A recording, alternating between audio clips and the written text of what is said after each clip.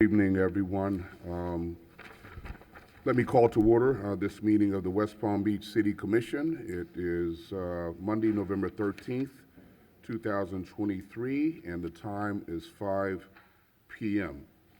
We will start this meeting off as we do all of our City Commission meetings. Start this off with a moment of silence, please.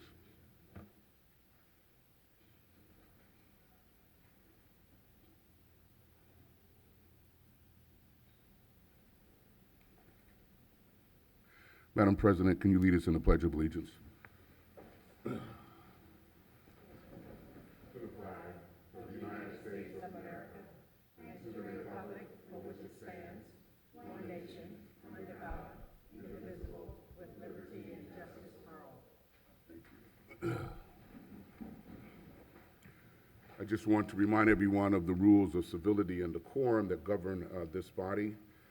In our meetings, officials shall be recognized by the chair and shall not interrupt the speaker. Public comment shall be addressed to the City Commission as a whole and not to any individual in the dais or in the audience. Displays of anger, rudeness, ridicule, impatience, lack of respect, and personal attacks are strictly prohibited.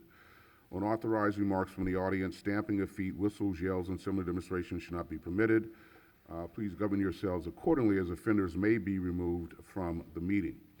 Also, any person desiring to address the Commission must fill out a comment card for each agenda item the person wishes to address, and that comment card shall include the person's full name, address, and the number of the agenda, and the card should be turned in prior to that item being discussed. Thank you very much. Now we'll move to the agenda. Ms. Johnson, are there any additions, deletions, reorganization of the agenda? Your mic on? It is now. No, there are no additions or deletions. Thank you. Thank you very much. Okay, let's turn to the consent calendar, items 6.1 through 6.17. Do we have any cards on consent? Okay, any questions, comments, commissioners on consent? Commissioner Lambert? Thank you, Mayor. I'm grateful for item 6.6, which is accepting a grant from the Department of Environmental Protection for our tidal valve project. I was just wondering if via email is fine, if I could get an update from staff on just how the project's going, if there's any new news to share with residents. Yeah, absolutely. We'll give you an update on that. Each of the commissioners will get an update. Thank you. Any other questions, comments on consent? Hearing none, I'll entertain a motion. Mayor, I move approval of consent agenda items 6.1 through 6.17. It's been moved. Is there a second? Second. Been moved and seconded. Discussion. Hearing none. All those in favor say aye. Aye. All those opposed, like sign. Hearing opposition, motion carries unanimously. Thank you. Item 7.1, resolution number 245-23, finding that certain city-owned properties are not needed for city purposes, declaring the properties a surplus, and providing the method of disposition under the city's Housing Assistance Incentives Program. Ms. Ferriel? Thank you, Mayor. Good evening, Commissioners, members of the public. Jennifer Ferriel, Housing and Community Development Director. Commissioners, Mayor, we have various agenda items this evening in which we're going to be discussing whether the sale, the lease, or the exchange of city property. So I figured this would be a good opportunity for us to talk a little bit about just the overarching rules that apply to this process, just so that we get a good understanding. I know we have some relatively new commissioners on the dais, and it's always good to do a refresher training. So, in accordance to the city's Code of Ordinances, under Section 231, there are specific rules that we have to follow anytime we want to sell, lease, or exchange any property that is owned by the city of West Palm Beach. And so the first step that we have to take before we move forward with any negotiations, any transactions, is that we have to declare the property as surplus, meaning it's not needed for city purposes, and then we select a method of disposition. Generally speaking, we have an internal review committee that we decide the appropriate uses for the site, and then we make a recommendation to the City Commission.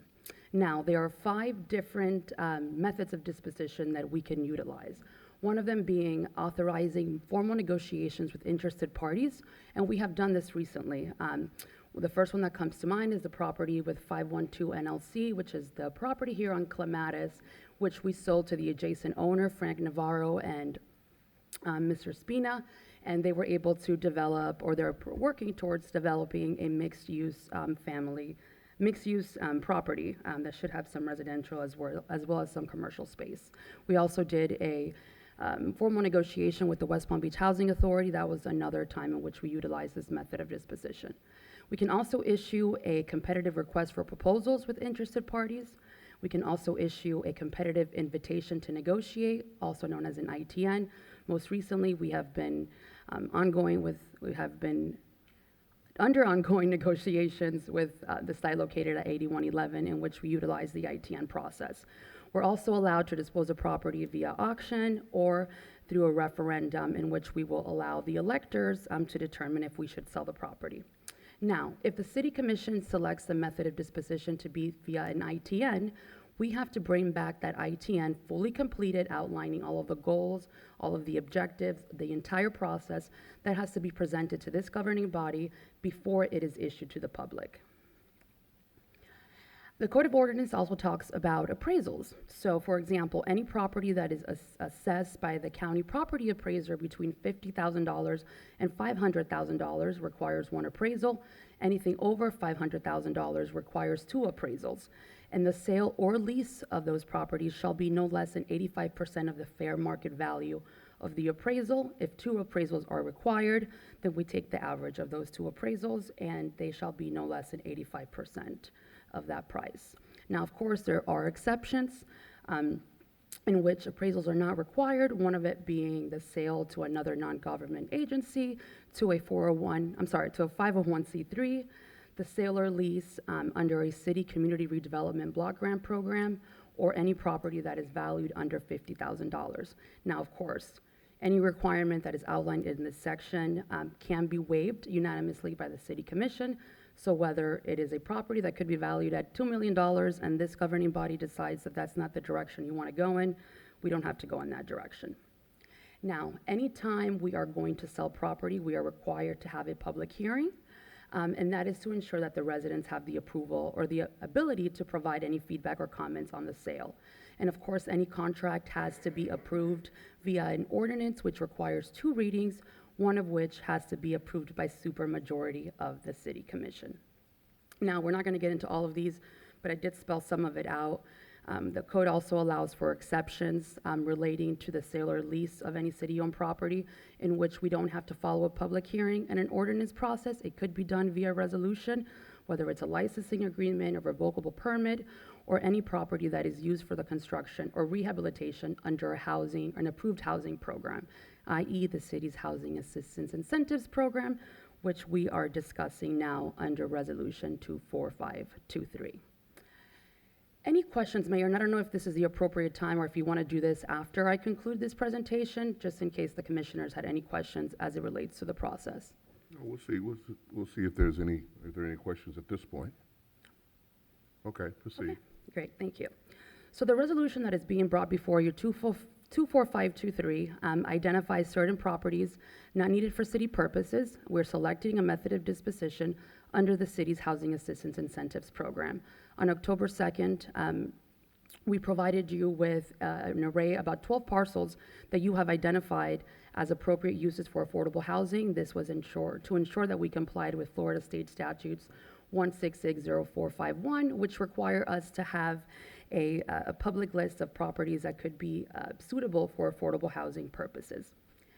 6 of those 12 properties are primarily single-family lots that are scattered throughout our city that we can only really do one thing, which is to develop a single-family home. A lot of these infill housing programs, we've done these in the past, where we have identified these lots and then have worked with nonprofit organizations or for-profit organizations to develop. Now, I want to say 2017, 2018, we had about over 100 and some properties that were available in the city's inventory. And some of those we decided to sell, with some of the proceeds going into the Housing Trust Fund. Other properties we donated to nonprofits. As you know now, our inventory is very limited. So what we intend to do is to employ and to move forward with donating these properties to nonprofit organizations so that they can develop housing on those sites. We will have provisions on those agreements. Well, they'll have to be sold to individuals who meet a specific income. They'll have to go through just very general affordable housing goals that we will outline in that agreement. And today we have donated over 60 single-family lots, whether it's been to Habitat for Humanity, whether it's been to Neighborhood Renaissance. We've also done some work with the Urban League. So we have various organizations and nonprofits that we have worked with. I've outlined some of those properties in this list. So now, I want to talk a little bit about the city's Housing Assistance Incentives Program, because this is the city-approved program in which we are recommending disposition. And under this program, it states that some of the methods of disposition that we could use are A, the sale of the properties with the proceeds going into the Housing Trust Fund. That is not the intent that we're trying to meet here. I'm just simply highlighting that so you know. And what we have used the proceeds, and I think Commissioner Fox, this came up at agenda review, a lot of the proceeds that go into the Housing Trust Fund have been used to help fund projects like, for example, the Grand or the Spruce, or even some other type of projects where there was a gap and we were able to provide some funding so they could set aside units for affordable or workforce housing. The other disposition method, or the other thing that we're able to do, is to transfer the properties at no cost to nonprofit organizations. That is the intent of what we intend to do here. We don't even want to sell it just because the cost of land right now is very expensive. Construction costs are very expensive. Construction financing is very expensive. So to a small nonprofit organization, just having the ability to get these properties at no cost will help us meet our affordable housing goals. And then the other disposition that we could take on is the sale of nonprofits or to private parties, with the provision that they will use some of those properties for affordable or workforce housing, or to support an affordable or workforce housing project. One project that comes to mind, 8111, we sold the project, but we had a workforce or affordable housing requirement. So just wanted to outline this as it relates to this particular resolution. So again, what we're trying to do here today is to determine that those 6 city properties are not needed for city purposes. We're declaring the properties as surplus and selecting the method of disposition to be under the city's Housing Assistance Incentives Program. We will still have to come back to the City Commission, and that development agreement has to be approved via this governing body, via a resolution. So we'll still have an opportunity to review the terms and conditions that are outlined in that agreement. I just want to point out one final thing. When the Code of Ordinances was written, obviously there's a distinction of the public hearing process, coming back and getting approval via an ordinance. And that was really established for the larger parcels, the 8111s, the properties that are in, for example, the UF, well, I don't want to say UF, that's going to cause us to flinch a little bit, but the properties in the downtown that are significant properties that we want to have public hearing process in, that we want to make sure that the City Commission, we have supermajority vote. That's what the code was intended, and it was written to support those larger parcels. Whereas these single-family scattered sites, why go through all of that? We can easily approve that via resolution. You'll still approve the agreement that will still be brought before you, but it's not as convoluted of a process because, I mean, the only real thing that we can do on there is simply to develop a single-family lot. So with that, I respectfully request your support of Resolution 24523, and my presentation is concluded. I'm happy to take any questions. Thank you very much. Any questions? Commissioner Fox and President Warren? Thank you so much for bringing this to us, Jennifer. And as you mentioned, I am very interested in the idea of giving these properties away to a nonprofit. There are several locations in the historic Northwest that we've worked with, Habitat for Humanity and Neighborhood Renaissance, and we have some young families that have moved in there and are just really transforming the neighborhood. And I think that that's important for our next step. I think if we were to sell them, it's much harder to control what happens to those locations in terms of, we can keep the money for the Affordable Housing Trust Fund, but then we have to find another partner to actually use the money for another project. Whereas this is, to me, the bird in the hand, whereas we have the nonprofits that we've either worked with before or others that maybe are coming to the table, that we have more opportunities to quickly have new homeowners in the neighborhood. But I guess my question is, in terms of that, if we were going to move that forward in that way, how do we select who our partners would be? Great question. So similar to what the CRA did just recently, where they did a notice to let folks know there could be an application process. That's what we'll likely do for the majority of these parcels. There is one, I believe the one on 14th Street, that it is adjacent to a current project that hopefully we can negotiate with the Urban League and maybe just include that property in there. They're already going to develop 5 units. Might as well do all 6 since they're right next to each other. We have a full block. That's the only one that maybe we would recommend a different strategy, but for the most part, we will have some formal application process. We'll invite numerous organizations to participate in. And those organizations will come back to this group before the contracts are awarded. That is correct, Mayor, and the contract will have all of the terms and conditions, all of the restrictions that will be placed on the property as well. Okay, President Warren? Thank you, Mayor. Ms. Ferriel, thank you very much for that comprehensive explanation of Resolution 244-23. And this is great work, great work. Anything that we can do to help increase the housing inventory is certainly needed. And as a result of this, can you tell us approximately how many single-family homes have been added to the workforce or affordable housing inventory to date? Just city-owned properties, we've had over 60. Now, that's not including CRA. I know they've done some significant work as well with Habitat for Humanity and other organizations, but just as far as city-owned properties, we've had 60 single-family homes that have been developed. And I'm saying 60 since 2018. I'm not going back to further than that. I'm just looking at the last 5-6 years. Yes. Thank you. So to date, every parcel that we have contributed to this cause has resulted or yielded an actual affordable or workforce home that that a family has moved into. Correct, Or is and available. particularly for homeownership, yes. Awesome. Commissioner Lambert? Thank you. I'm excited to see this, and it sounds like there's good support for it, primarily because workforce and affordable housing is on our strategic plan and has been identified by this administration and commission. But you know, the other thing that really struck me while listening to your presentation is that a lot of for-profit businesses often select nonprofits to work with that align with their mission. Right. And that's what I really love about this, is that we're saying we want to support the nonprofits that work in our community, and specifically in this instance with ones that are aligning with our strategic plan to support workforce and affordable housing. So thank you for that. My question relates to, once these entities are selected and we move forward on these,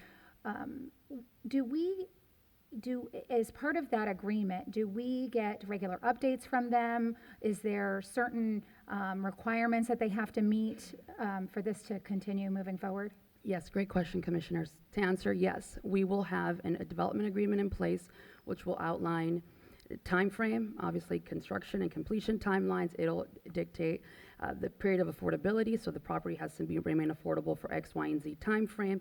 It'll tell what individuals or what income limits the individuals have to have. If there's any additional incentives provided by the city, it'll have all of those restrictions placed on there, and we do monitor our agreements, so we'll make sure that they are moving forward in accordance to what's been negotiated.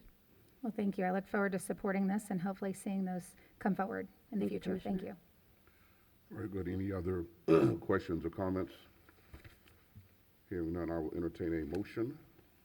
Mayor, I move to approve resolution number 245-23. It's been moved. Is there a second? Second.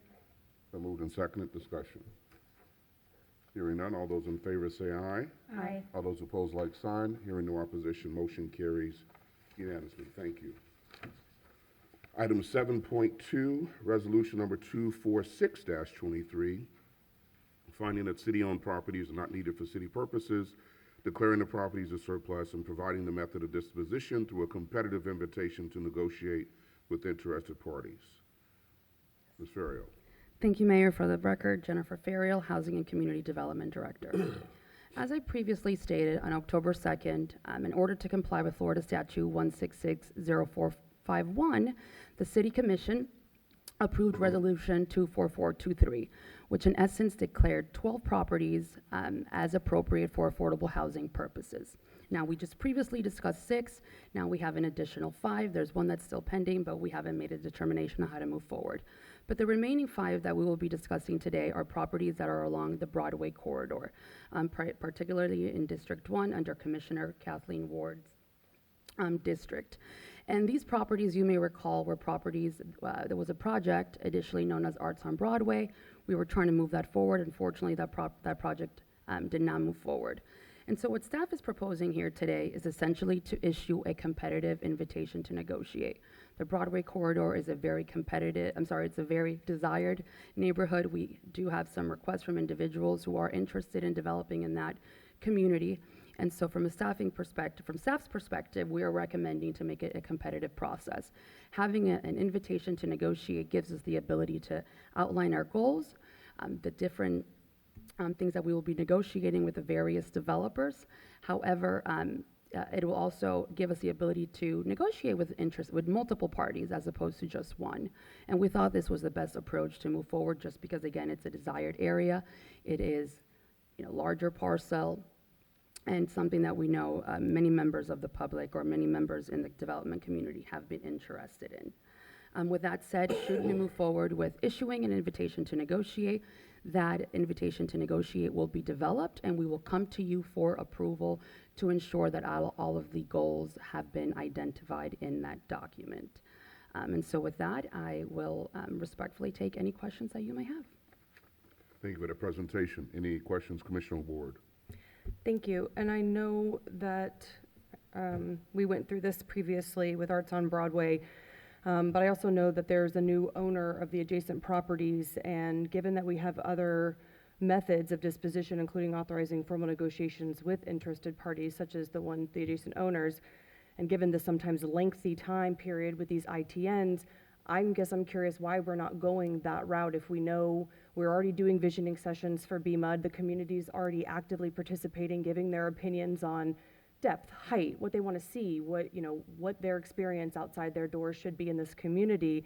And if we already found someone who has already taken the leap to buy those adjacent properties, wants to do something in accordance with even the existing code, and is up to have discussions on others, why we wouldn't just be entertaining that and see if it leads to somewhere versus a longer route of the ITN process.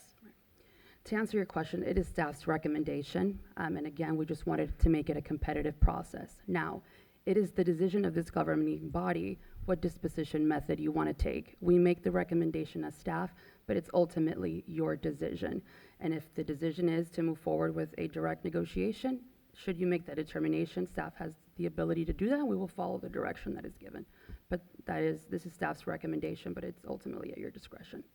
I'm not as comfortable with just selecting an individual property owner, even though it may be adjacent to ours, and saying, okay, let's work with you. I think it's more transparent to have a competitive process, and let's hear from what other developers might want to do and see what the universe of ideas is. I just don't think it is good precedent to hand select someone that we're going to basically negotiate with. Might it take more time? I agree with you, Commissioner, it may, but might it yield more creativity and out-of-the-box thinking? I think that's a possibility as well. Just might be. Commissioner Fox. Thank you. I guess, is your recommendation that we would split these properties up, or that you would believe that we would keep them so that it would become one project? It would be forward? one ITN that is issued as including all of those properties. Okay. So it would be one solicitation. And again, should the city commission make a determination to go directly to negotiate with one party, if we don't come to terms and conditions, we're not obligated to move forward. It is again at your discretion, but we're not obligated. We still have to come back, negotiate, and go through a process where the agreement would have to come before you. So I'll just put that out there because I know, Commissioner, you've asked more clarification on that matter. Any other questions, comments?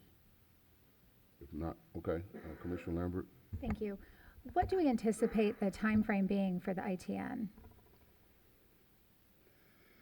Well, it depends on what the goals that we outline, what the process is. I mean, as you can see with 8111, it did take long, but it was also a more extensive process where we had a lot of input and feedback from residents. So realistically speaking, it could be by the time we start negotiations from the time the ITN is developed. We come to you for approval of that. It is issued. We have it on the street, significant time to allow a response. It could easily be a year before we start negotiating with any interested parties. But it won't take that long to get it on the street. No, not on the streets, Mayor, no, for negotiations. Okay. Commissioner Fox? Thank you. I was curious, if we received an unsolicited bid for these properties in the meantime, what would happen at that point? I mean, I also have heard from the developer that bought the property next door and has a plan for, in their vision, for affordable housing on this location, which means that they could be ready to go ASAP. We could have more housing on this location ASAP instead of talking about just a year for the whole bid process to play out and nothing actually getting built there. So I'm just curious if, for example, that developer was to submit the unsolicited bid to us of their vision, what would happen? Would you present that to us in the meantime? You don't remember what happens with an unsolicited Well, bid? Is I'm what we've just gone through curious. the last 6 months? Because, I mean, it does seem like this is, I want to be fair, I agree with going through the process, but we're talking about affordable housing in a location that's been really hard to fill. This is not the dream location, and that we have partners that are coming to us with a project that is, I mean, couldn't be better for trying to fill the needs of the city. So I'm just curious what the other options would be in terms of not waiting a year to put this out. Yeah. I want to let the the city attorney talk a little bit about what an unsolicited proposal is, because we have received a notice from the developer indicated their interest, but it's not necessarily treated as a unsolicited proposal, but I want her to explain it as our city attorney. Generally speaking, there is a statutory provision that allows for companies to propose development of city-owned properties, and it's under the unsolicited proposal statute. But if they're actually submitting a proposal that meets the criteria, that statutory requirement has to be met. There's a $25,000 fee that's paid automatically, and then there's a separate process that happens. Generally speaking, though, the city does not have to receive unsolicited proposals. Like, we could receive it, but if they're in the middle of a process already, the city could say, hey, we already have a process ongoing, participate in that process.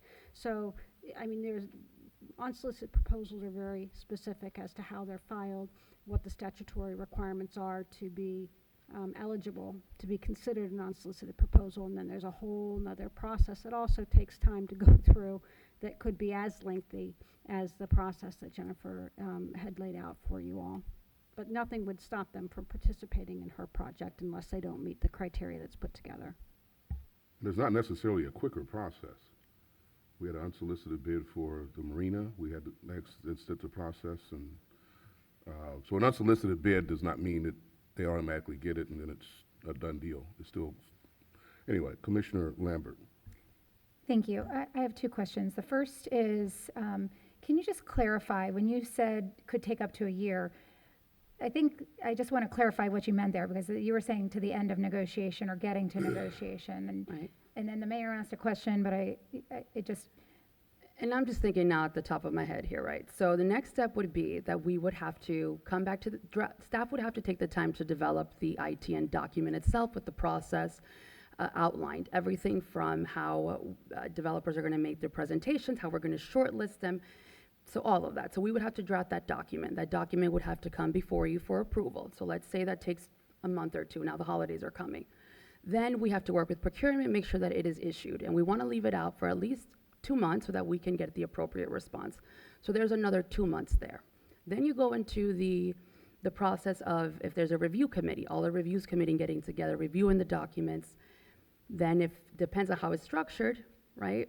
Then the review committee takes place. And if we have to come back before the city commission, let's add another month or so, or 2 months or so, come before the city commission, make those presentations, make a short list. And if there's a short list, and again, it all depends on the process that is outlined, so it's hard to say, right? and if I could just clarify, so if it was taking that lengthy process, it might be because there's a lot of interest in the property and that there's a lot of ideas that are coming forward. Or it's just a process in itself. I mean, we want to build a process that is strong where we're allowing, if the whole point is to make it competitive, we don't want to rush Sure. the developers. We don't want to rush the process in itself, so. Follow up, Mayor? Yes. And then I don't know, I guess my question to you is if you could remind us, there was a property, I think it was in the warehouse district, maybe a year or two ago, that we had an applicant who we thought would be perfect for this. I don't remember all the details of this.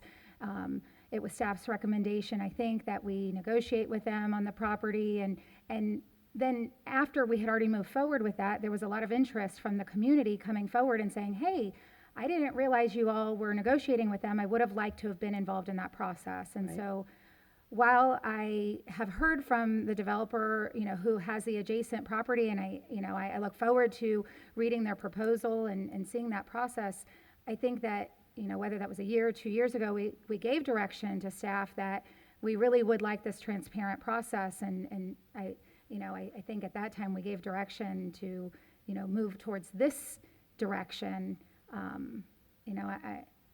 So I'm just a little bit torn. I guess my question is, do you have some insight on the direction that we gave you at the time of that project?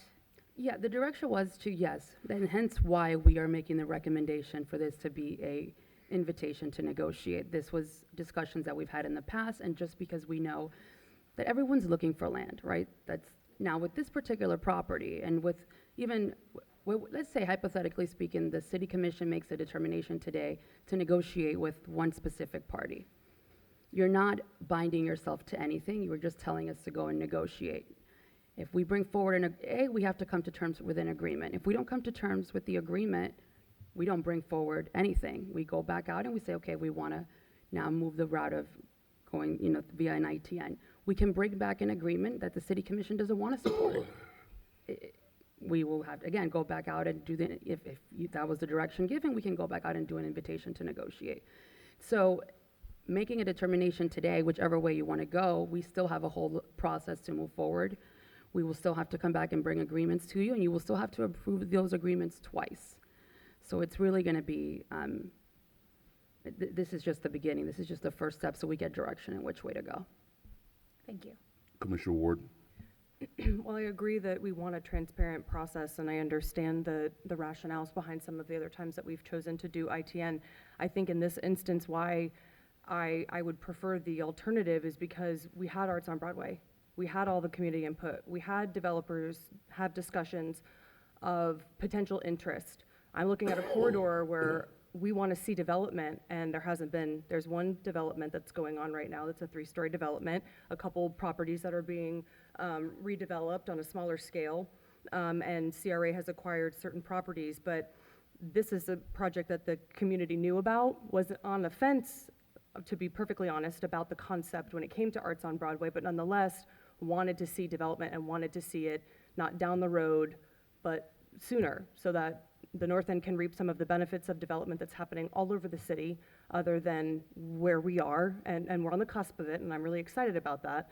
And that's why I feel like this is a little bit of a different situation in the sense that developers have known about this. They know Arts on Broadway did not go through. They've seen it. These guys went out, acquired those adjacent properties, knowing that, hey, I'm taking a risk, but it's because I want to do a good project. And if they were coming and saying, hey, we want to build a 10-story building, I wouldn't be here saying that.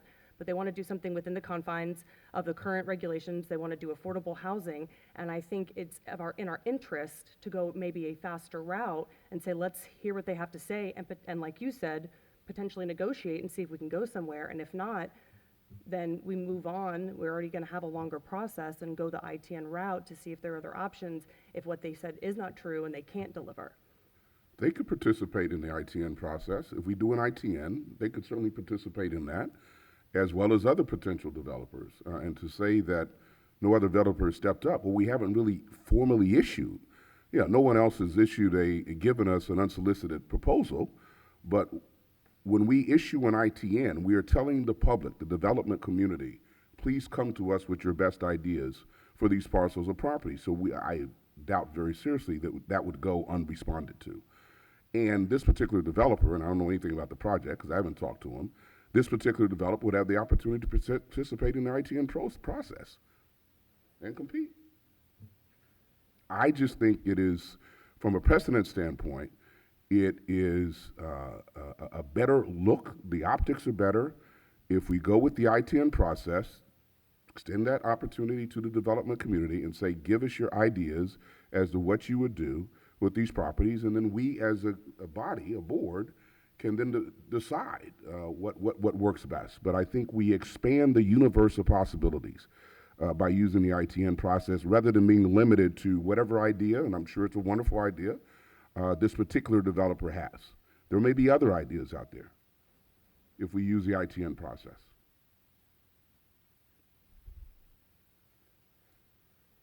Commissioner Baduzzi.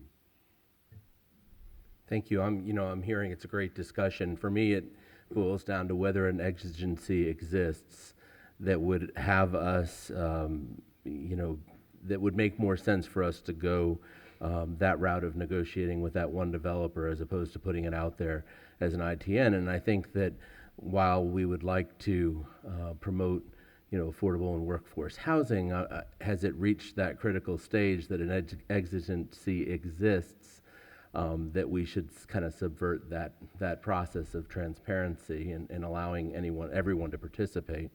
This developer may very well have a leg up on the others because they already, have amassed some properties, and they probably can do a project that others couldn't do with just our properties. So I think that this developer probably is in a very good position moving forward, even if we issue an ITN. It's just a matter of it's going to take a little longer probably. So that question for me is there an exigency which would make it more important for us to move forward immediately as opposed to doing this process? And I'm not sure that I'm convinced that exigency exists. Okay, we have a staff recommendation before us, and any other discussion on this particular resolution? If not, I'll entertain a motion. I have a question, Mayor. Yes.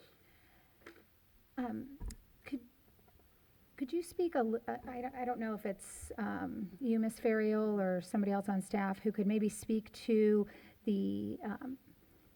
briefly to the process of Arts on Broadway and how long it's been since that project didn't move forward? Well, at the time when Arts on Broadway and that project came forward, we were not in the same position in which we are today. There wasn't a lot of interest on Broadway. Those properties were just sitting there. And so the developer approached us, and we selected a method of disposition to negotiate directly with the developer because they owned the adjacent properties.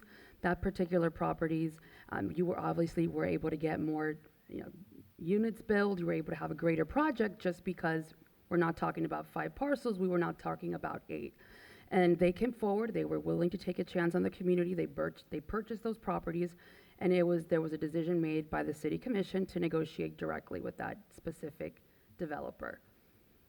It didn't move forward. It didn't materialize. There was multiple people or multiple developers that were trying to purchase this particular property. We have been approached by the existing developer, Trebell and Persida.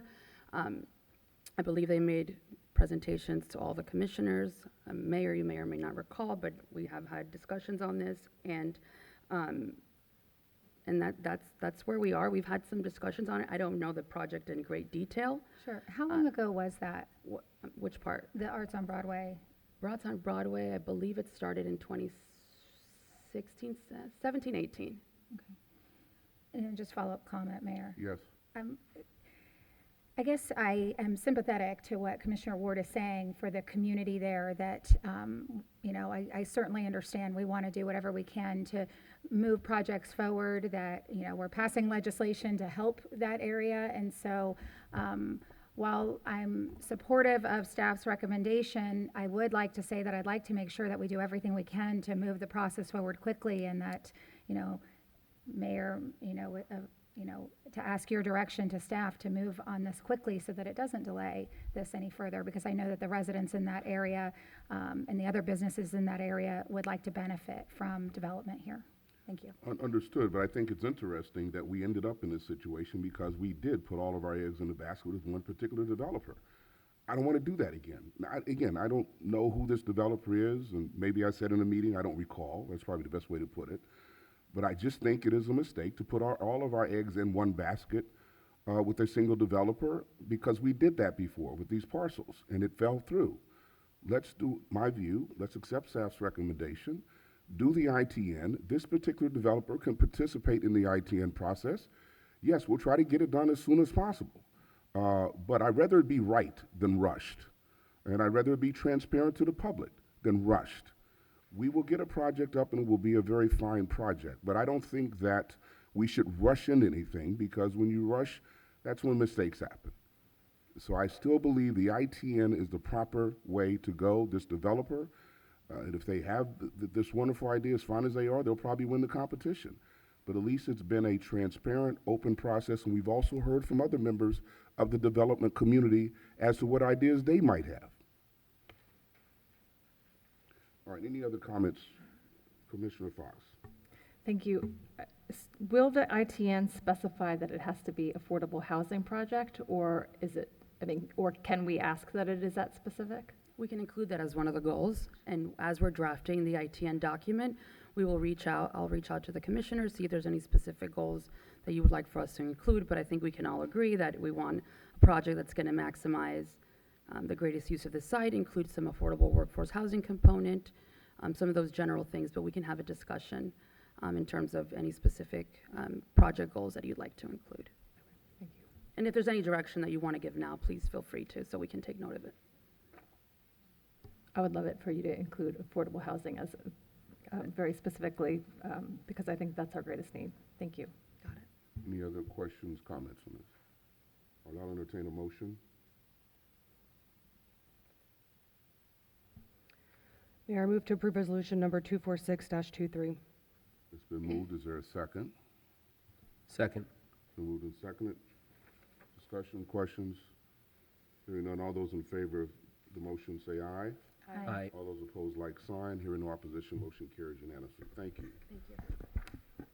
Okay, item 8.1, public hearing and first reading of ordinance number 5071-23 for approval of city-initiated evaluation and appraisal review, EAR, based on amendments to multiple elements and to the map series of the city's comprehensive plan. Alex? Good evening, Mayor and Commissioners. For the record, Alex Hansen, City's Comprehensive Planner. This is the first reading of Ordinance 5071-23, EAR-based amendments to the Comprehensive Plan. Just a reminder, and we had a workshop on this item last August, but the evaluation and appraisal review is a state-mandated process that requires all municipalities in the state of Florida to evaluate their comprehensive plan every 7 years and determine whether any amendments to the comprehensive plan are required. There's a number of other requirements, deadlines, and potential penalties for municipalities stated in the state statutes with regards to the EAR. As far as deadlines, the city had a deadline of December 1st of 2022 to indicate to the state whether we believe that any amendments to the comprehensive plan were going to be needed. So in November 29th of last year, we sent a letter to the state indicating that we had reviewed our comprehensive plan and we had determined that amendments were required. In response, the state indicated that then the city had 12 months or until November 29th of 2023 to transmit those amendments to the state. Just a quick primer on the city's comprehensive plan. As a reminder, the comprehensive plan outlines the vision for the city's future. In our case, we have 13 elements in our comprehensive plan. They deal with a variety of issues, future land use, transportation, housing, utilities, conservation, historic preservation, downtown master plan. Some of these elements are required by the state. Some of them are optional. In our case right now, we are amending 9 of the 13 elements as part of this ordinance. The elements in yellow are the ones that are being proposed for revision as part of this process. In addition, our comprehensive plan includes 26 maps. Also, many of those are required by state statutes, and the maps include information on natural resources, infrastructure, transportation facilities, and so on. In general, the proposed EAR-based amendments to the city's comprehensive plan are intended to reflect changes in state requirements or legislation, also clarify the language in some of the policies for ease of understanding. We're also proposing to combine or eliminate some similar redundant policies, and we're also want to reflect some current practices, processes, and conditions, and update some data, references, or definitions which may be outdated. Quick summary of some of the highlights for the amendments. As far as the introduction and administration element, we are updating a number of references. We're also revising some definitions, mostly related to housing. With regards to the future land use element, a couple of key or more relevant policies. We are adding some new language that adds flexibility for the provision of affordable and workforce housing. This is consistent with the intent of recent state legislation and also some city efforts. I want to clarify that what we're doing right now in the comprehensive plan is just providing a general framework for these affordable and workforce housing provisions. The details are going to be included in the zoning and land development regulations, and those are not going to be in front of the commission until sometime in the beginning of next year. Specifically, we are adding some language that may provide additional density or intensity for some future land use designations. This is for on-site affordable and workforce housing developments. We're also including a new goal that provides a general framework for the establishment of a new set of regulations for affordable and workforce housing opportunities. We're also revising a policy that establishes some caps for developments in the Northwood Mixed-Use District, or NMUD. Right now, that district is limited to no more than 650 residential units, as well as 850,000 square feet of non-residential uses. Between some of the development that currently is built in that area, plus a couple of projects that were recently approved, we are almost reaching that residential cap of 650 residential units, while at the same time we would have approximately 300,000 square feet of non-residential uses. So what staff is proposing as part of this amendment is basically to swap some of that excess non-residential uses that we have in the current policy. So we are proposing to reduce the cap from 850,000 to 450,000. We'll still have roughly 150,000 square feet of non-residential development that could be built, while at the same time we increase the amount of residential from 650 units to 1,050. So we are reducing 400,000 square feet while adding 400 residential units. We believe that this is more consistent with some of the future development patterns that we're going to be seeing in this district. As far as the transportation element, we're updating some references to different plans, agencies, and different programs. Some of those are regional programs, some are city initiatives. We're also adding policies that reflect the city's interest in exploring the establishment of a multimodal level of service. We're also adding references to micromobility and remote work as transportation demand management options. And we are also updating a right-of-way setback table that we found has some inaccurate information as far as the maximum right-of-way or the ultimate right-of-way for some city roads. So we are, again, updating that table to more accurately reflect the ultimate right-of-way for some of those roads. Housing element, we're deleting some policies that were duplicative, and also some references to attainable housing. The term that we're using is affordable housing. We're also updating some references to federal and state housing programs. We are changing the city's planning horizon. This is based on new state legislation that requires for the planning horizon in the comprehensive plan to go from 5 and 10 years to 10 and 20 years. So we are reflecting that planning, that 20-year planning horizon and the housing element. We're also updating the city's population projections and including some cross-references to Goal 6, which is one of those, the new goal that I referenced earlier that would deal with affordable and workforce housing. Utilities elements, we're actually doing quite a few revisions there, some dealing with level of service, that same planning horizon that I just referenced, and we are making some significant updates to the city's water supply plan, dealing with population, some updated data, water sources, and different practices and projects. Recreation and open space element and historic preservation element, they're really minor changes that we're doing right now. Capital improvement element, the biggest thing is the updates to the city's 5-year capital improvement program. And then for the downtown master plan element, we are updating the introduction of the element to reflect some of the current population and development data in downtown. We're also updating some policies that deal with current practices, names, and different programs that the city has, the Square, NORA, and some other references that are now out of date. We're also removing some language in an appendix in the downtown master plan element that deals with the traffic concurrency exception area, or TCEA. This table includes some outdated information, so we are, again, updating that data in the table. The map series, I referenced that we have 26 maps in the comprehensive plan. We are updating all of those maps to reflect the new city boundaries or changes in the city boundaries since the last EAR process. And we are updating information on most of the maps to reflect current conditions. EAR timeline, again, we started this process last year with the letter that we sent to the state.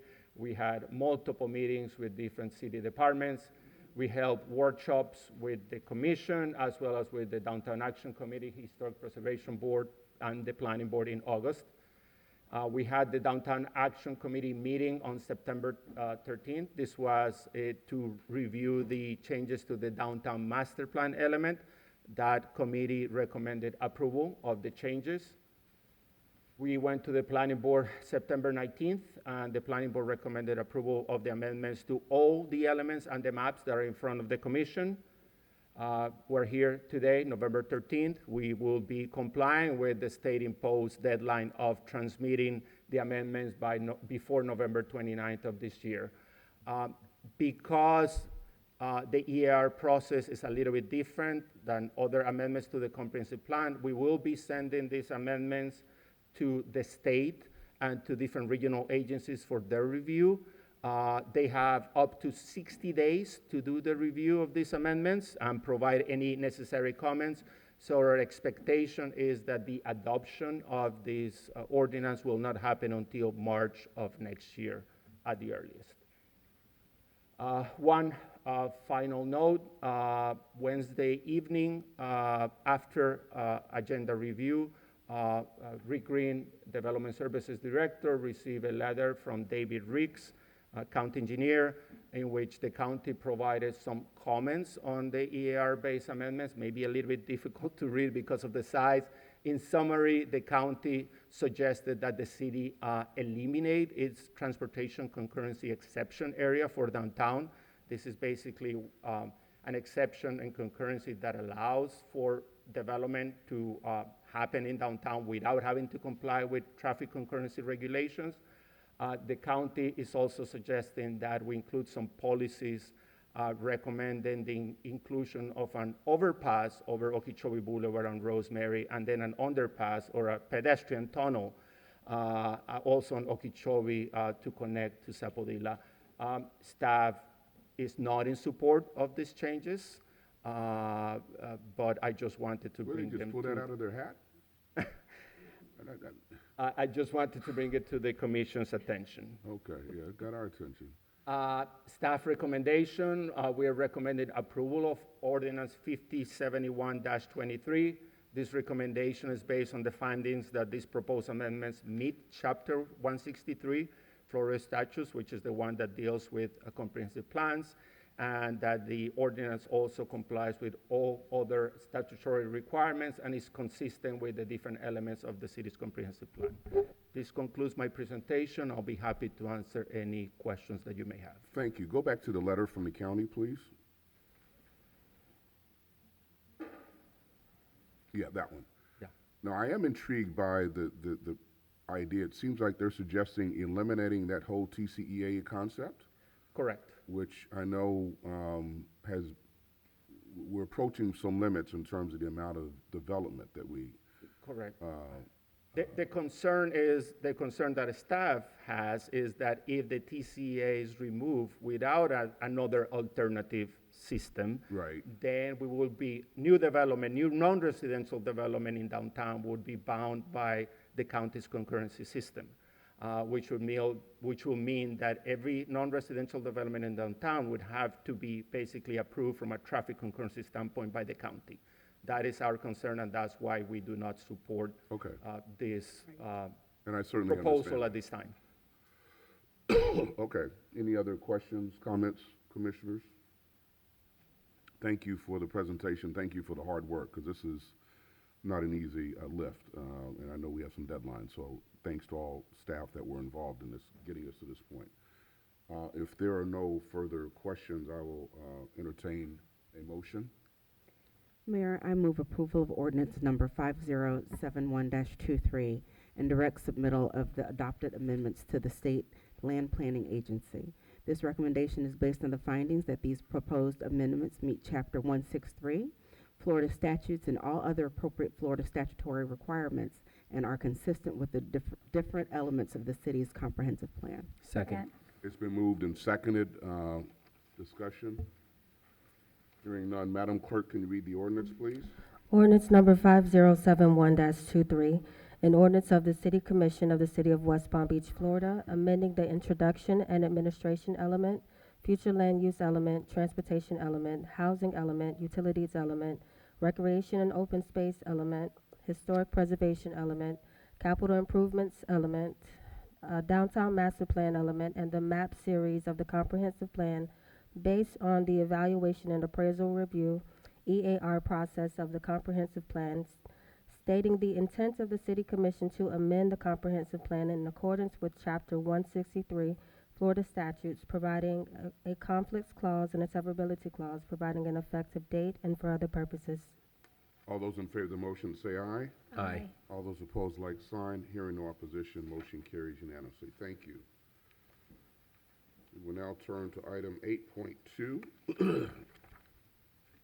Public hearing and first reading of ordinance number 5073-23, amending the downtown master plan urban regulations to provide new language and text cleanups to the definitions, signage requirements, in the North Railroad Avenue, or NORA, sub-district requirements. Mr. First. Thank you. Good evening, Commissioners, Mr. Mayor. I will be extraordinarily brief because candidly, Chris does a much better job presenting these items than me. But in short, just as a quick refresher, 2021, we collectively passed the new legislation for the NORA district. We are well underway with development there. Some of you were at the groundbreaking for the streetscape and are aware of that. We are also through the majority, I believe, 10 of our 13 building permits for all of our adaptive reuse and new construction buildings on North Road Avenue, so everything is moving along quite nicely. As we started to work through our first vertical development project of scale, which is our Nora Hotel project, which has been publicized in the media, we came across a couple of items that needed some cleanup, very low-hanging fruit related to Nora specifically, and then a couple of items that when we brought to city staff's attention were items that they had been grappling with on other projects. And so as a result, we collectively are bringing forward two specific amendments for NORA, which I'll talk through very quickly. The first of which is to change the setbacks along North Railroad Avenue. When we actually designed the code in the first place, the setbacks were taken off of the existing street, which had 4-foot sidewalks. Setbacks are measured from the back of the curb of the road.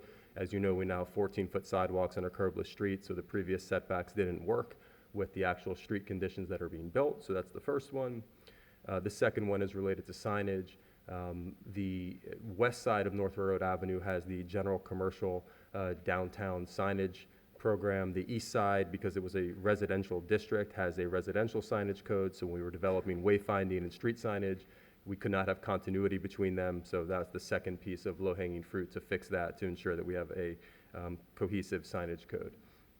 The two related to the DMP are related to the rooftop garden and covered structures component. I'll let Chris get into the details of this, but effectively this allows more flexibility for accessory rooftop uses. As we were designing our hotel, it was very important for us to have an activated rooftop, and we were actually quite surprised when we started to design it that certain things that you would expect to be standard, such as food and beverage uses on top of the roof, were not allowed under the previous code. And the second component is related to mezzanines. So in an attempt to satisfy our on-site parking requirements, the current limitation of mezzanines of being 50% of the floor area didn't allow us, given our site conditions, to put the required parking on site. So the second amendment allows for more flexibility for mezzanine spaces, primarily for parking, so that projects like ours can achieve their on-site parking requirements and do so in a way that creates a very seamless architectural treatment, and I think really a better development envelope. And Chris will share some examples of that. So we've been through DAC, we've been through Planning Board, they were all unanimously approved, and I'll turn it over to Chris. Thank you. Before we go to staff, are there any questions for the applicant before? Okay, Chris.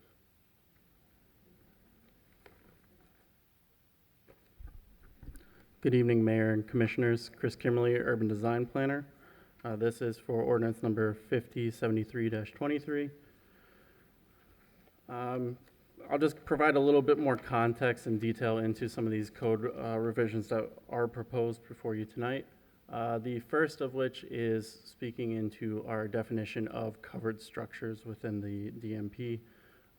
So a part of this change that you see here, and small text there, is we provide a 5% increase in terms of occupying rooftop spaces. So currently covered structures can occupy 30% of your roof.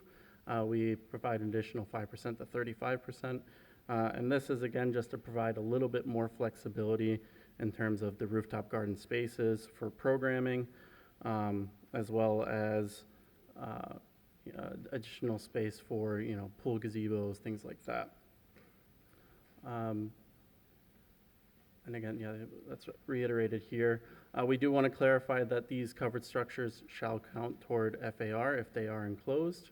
And we also added a provision that limits only 30% of a primary elevation or frontage, which would contain these covered structures. And if you exceed that amount, then you would have to step back. So what that looks like visually is this example here. So on the left, you'll see that if you have a structure, we allow 30% again to have this covered structure on the roof. However, we allow 35% of your rooftop area to be occupied. So if you exceed that 30% there, this additional space, you would have to step back that massing 10 feet. Again, the intention of this is really to limit the view and perception from the street and neighboring properties that this is a full story on top of the roof. We want to keep it limited, and any additional space we do want to have interior to the building and away from those sight lines in the public realm. The second code revision speaks to the story definition within the DMP. Again, you can see in the text there the details of that. In summary, we allow now as proposed, we would allow now a single level of online parking located between both the first and second floors. So the first 15 to 25 feet of your podium building. This is a special condition where 90% of this floor must be parking use. It has to be fully integrated into the architecture of the building. So we are not saying any applied screens or green walls, things like that. It has to be a seamless architectural design. The intention, again, is to hide this parking use within a double-heighted podium. We put a condition for the project cannot exceed 70% of the max required parking. Again, we want to limit parking within the downtown. This is a way to hide additional parking, but we don't want to incentivize too much parking within these projects. Again, the other levels would have to meet active use requirements. There cannot be a mezzanine within this parking level. And while the parking level does not count toward the total story height, it would count toward the building's maximum height. So if it is a 10-foot high parking level, it would count to, say, the building's maximum height of 125 feet. Here are some visual examples of what this looks like. So in this red box here, you'll see this is where that interstitial parking level is. And as you can see in this rendering of the Nora Hotel specifically, it is seamlessly integrated into the architecture. You wouldn't tell that there's a parking use behind that. It really does look like a double-heighted or vaulted ceiling there. And in the lower image, again, you'll see that that parking mass occupied here within that double-height podium. A current real-life example that you may know is the City Place Towers. So actually within the City Place Towers, there are 2 or 3 levels of parking, and this is integrated into the architecture. Again, they have continued the fenestration, they've continued the punch-out window designs, and you wouldn't know today that there is parking behind that. So that is the intention of this code change, is to allow more developments within the downtown to exercise that.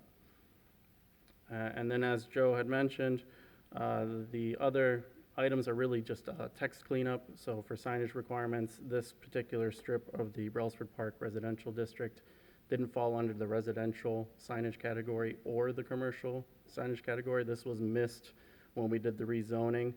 So again, this just incorporates that into the commercial district. And again, as Joe had mentioned, with the setbacks previously, earlier this year, we had the new streetscape for North Railroad Avenue. This adjusted it from what you see in the top image there to the renderings down below. So the current setbacks within the code are not applicable as they don't fit the new streetscape. So we're just cleaning that up. Overall, staff does recommend approval of ordinance 5073-23 based on the findings that it does apply with all the amendment standards of section 9432. This has been presented to DAC and Planning Board and received unanimous approval. If there are any questions, I'll be happy to answer them. Thank you very much. Thank you for the presentation. Any questions for staff? Commissioners, any comment on the project? Hearing none, I'll entertain a motion. Mayor, I move to approve ordinance number 5073-23 on first reading and schedule a second reading for November 27th, 2023. It's been moved. Is there a second? Second. It's been moved and seconded. Discussion?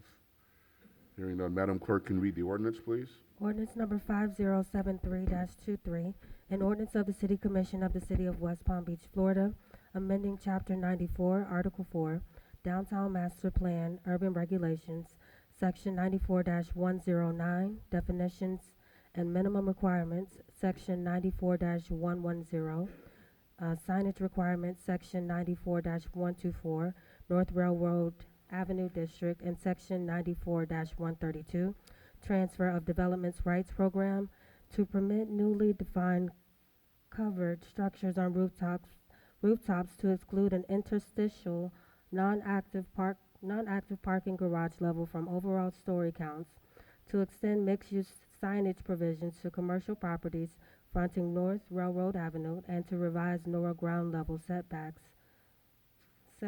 for the new streetscape design, declaring these proposed zoning text amendments to be consistent with the comprehensive plan and the zoning and land development regulations of the city, providing a conflicts clause and a severability clause, providing an effective date, and for other purposes. All those in favor of the motion say aye. Aye. All those opposed, like sign. Hearing no opposition, motion carries unanimously. Thank you. Thank you. Item 8.3, public hearing and first reading of ordinance number 5075-23, amending the Code of Ordinances at Chapter 78, Streets, Sidewalks, and Public Spaces, Article 18, Parklets, to revise regulations, standards, and guidelines for the design, construction, and operation of parklets within the downtown master plan area and the Northwood Mixed-Use Village, and resolution number 296-23, amending the comprehensive fee schedule for parklets permits.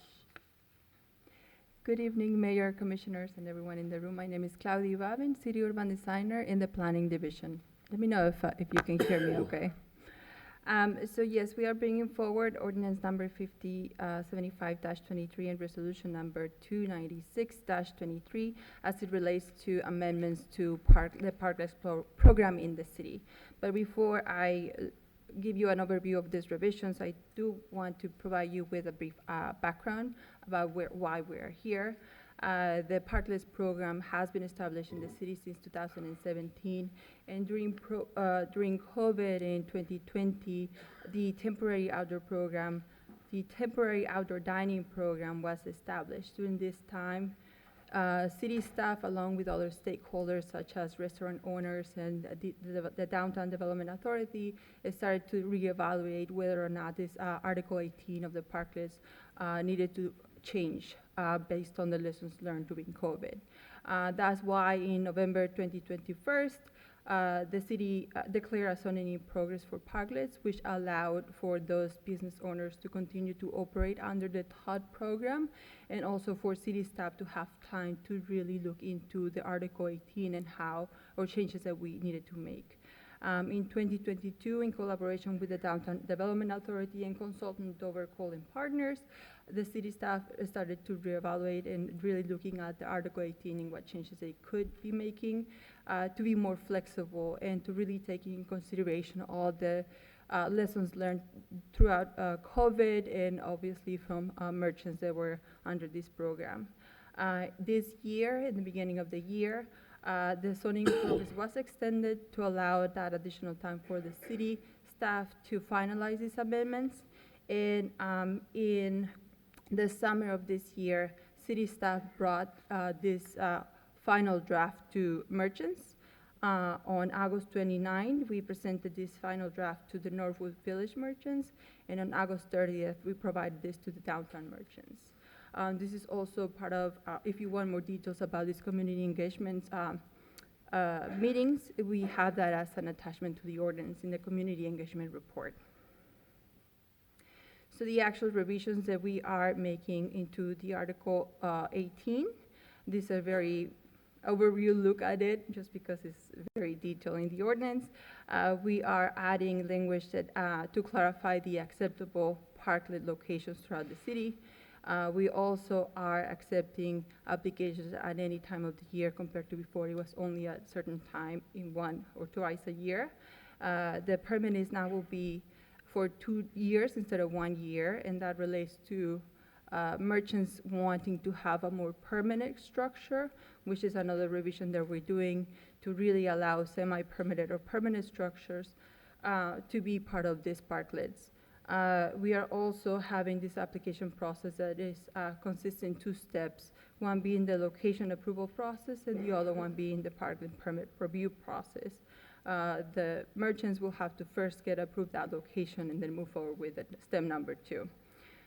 We are making changes to the fee schedule, and that's related to the resolution, and I will provide more information about it in the next slide. And we are also introducing a playbook, and you can see here the visual. This is actually the cover of the playbook, and this is really to provide graphics and illustrations of all of these terms that we have on the parklets and how these requirements are really shown visually and how they can meet them. So in related to the parklets fee schedule, this is the amendments that we're doing. We have a location review fee of $50, a permit application of $250, and we have a usage fee, and that is very specific, a monthly fee depending on where that parklet will be located. We have Clematis Street as being the highest in demand for parking and also having the wider sidewalks. This is the most expensive option. We also have Zone A, Zone B, and Zone C, and these zones are related also to the parking plan.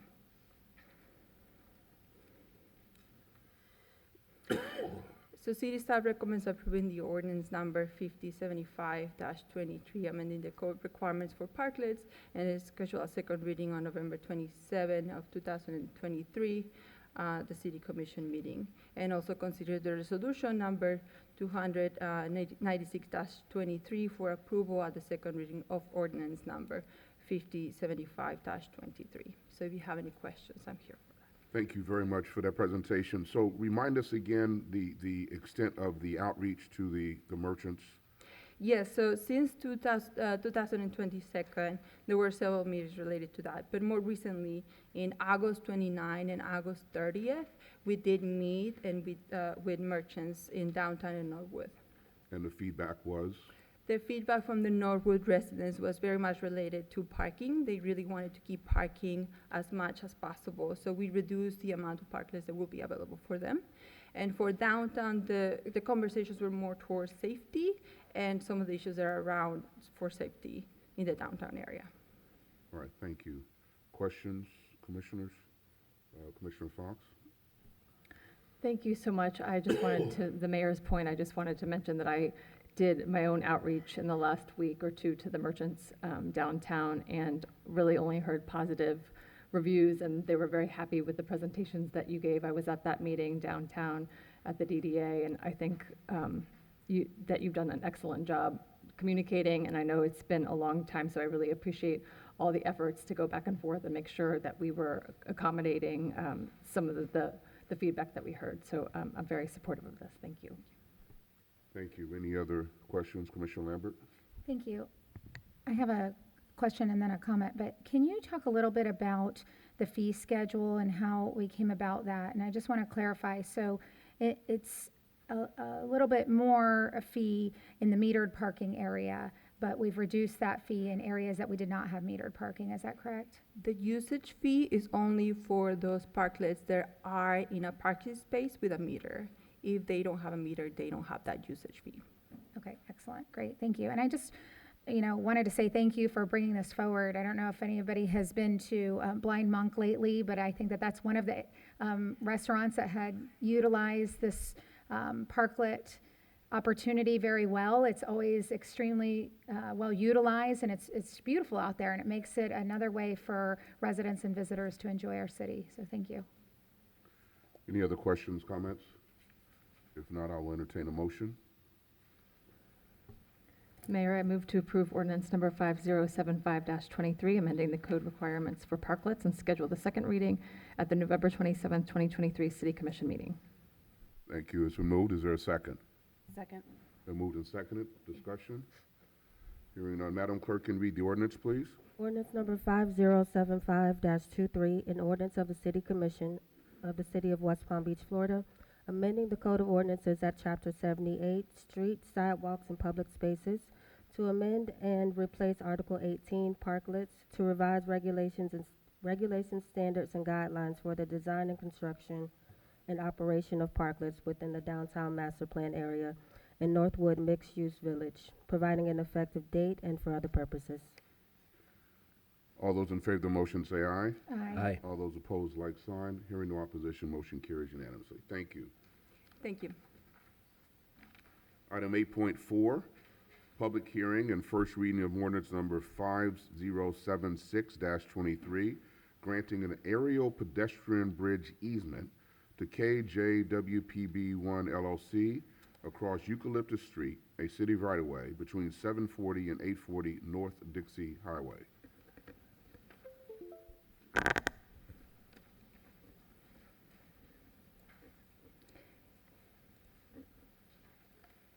Good evening, Mayor, Commissioners. Thank you for your time. My name is Suzanne Berglund. I am the Assistant Director of Engineering for the City of West Palm Beach. Ordinance number 5076-23 is for an aerial pedestrian bridge easement to KJWPB1 LLC.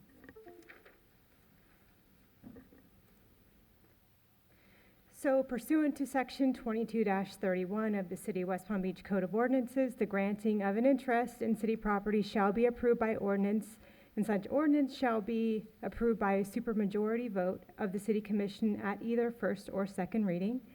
This is an aerial easement for a pedestrian bridge that was approved as part of a development formerly known as Lofton Place Number 2 and Celio, which is now known as Tortoise 1.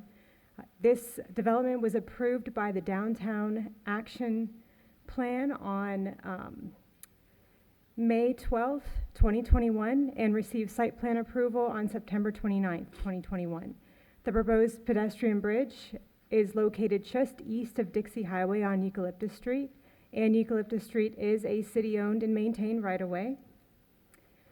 The actual pedestrian bridge, this is a plan view. The aerial easement is going to begin at approximately 18.5 feet above the grade of the crown of the road there. And with that, staff recommends approval of public hearing in the first reading of ordinance number 5076-23, and I'll take any questions. Very good, thank you. Any questions, comments, commissioners?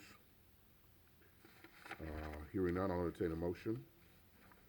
Mayor, I move to approve ordinance number 5076-23. It's been moved. Is there a second? Second. Been moved and seconded. Discussion? Hearing none. Madam Clerk, can you read the ordinance, please? Ordinance number 5076-23, an ordinance of the City Commission of the City of West Palm Beach, Florida, granting an aerial pedestrian bridge easement to WPB-1 LLC across Eucalyptus Street in the area between 840 North Dixie Highway and 740 North Dixie Highway, providing an effective date and for other purposes. All those in favor of the motion say aye. Aye. Aye. All those opposed, like sign. Hearing no opposition, motion carries unanimously. Thank you. Thank you. All right, we're going to item 8.5, but before we start there, Commissioner Lambert, I understand you have disclosure to make? Yes, I need to recuse myself from voting on this item as I have a voting conflict on item 8.5. Could you say that a little bit slower, please, because it was kind of fast. Sorry. I have a voting conflict on item 8.5, so I need to recuse myself from voting on this item. Okay, thank you. Okay, item 8.5, resolution number 303-23, approving a term sheet for a ground lease with the Boys and Girls Club of Palm Beach County for an approximately 1.7 acre area within Dreher Park for the development of a club to serve the neighboring community. Ms. Rockwell? Good morning, Mayor. Good morning. I did this again. I think I did it late about for 6 that. months ago. Good evening, Mayor and City Commissioners. Leah Rockwell, the Director of Parks and Recreation. I'm going to share this presentation with Jennifer Ferriel from the HCD Department because she is the one that actually handles all leases and negotiations of leases with the city. But because I was a key part in the development of this project, I'm starting off the presentation. So this is a term sheet for the ground lease with the Boys and Girls Clubs of Palm Beach County. So for an overview, on May 1st, 2023, by resolution number 103-23, the City Commission declared a small portion of Dreher Park as surplus, while also authorizing the city staff to negotiate the terms of a ground lease with the Boys and Girls Club. City staff has negotiated the terms with the Boys and Girls Club for this ground lease of approximately 1.74 acres. So in the diagram that you see, that is approximately the 1.74 acres that we are talking about, more or less. And it's at the north end of Dreher Park for the development of the club and its facilities. So I want to make clear that this is just 1.74 plus or minus acres, and it is the north end of Dreher Park. With that, I'm going to turn it over to Jennifer with the actual terms of the lease that we've spent a great deal of time working with the Boys and Girls Club to come to an agreement. Thank you, Leah. Mayor, Commissioners, members of the public, for the record, Jennifer Ferriel, Housing and Community Development Director. I want to just point that staff's goal today is to simply obtain approval of the material terms that are being presented for you so that we can move forward with drafting a final lease that will come for you again for approval. And these are just material terms. Of course, we will have more detailed terms and conditions once that lease is drafted. So in terms of the club facilities, the Boys and Girls Club will design, fund, and construct a brand new club facility. And they will also design, fund, and construct a brand new parking area, which will also be used by the general public when the club facilities are not being utilized. They're also going to remove two mounds of some sod and irrigation so that they can provide a more functional green space for the residents and the community to utilize at large. The Boys and Girls Club will also be providing a preference to residents of West Palm Beach in terms of transportation and or programming to any youth who reside or attend public school within the geographic boundaries of our city. We are proposing a lease term of 30 years with 2 renewal options of 10 years each, an annual rent of $100 per year, as well as ensuring that the property is commenced or construction commences within 36 months of execution of the lease, which we're still drafting, and for construction to be completed 4 years after the commencement of that construction. The Boys and Girls Club has committed to 18% small business and minority business participation, as well as hiring 5% of the local workforce from the city of West Palm Beach.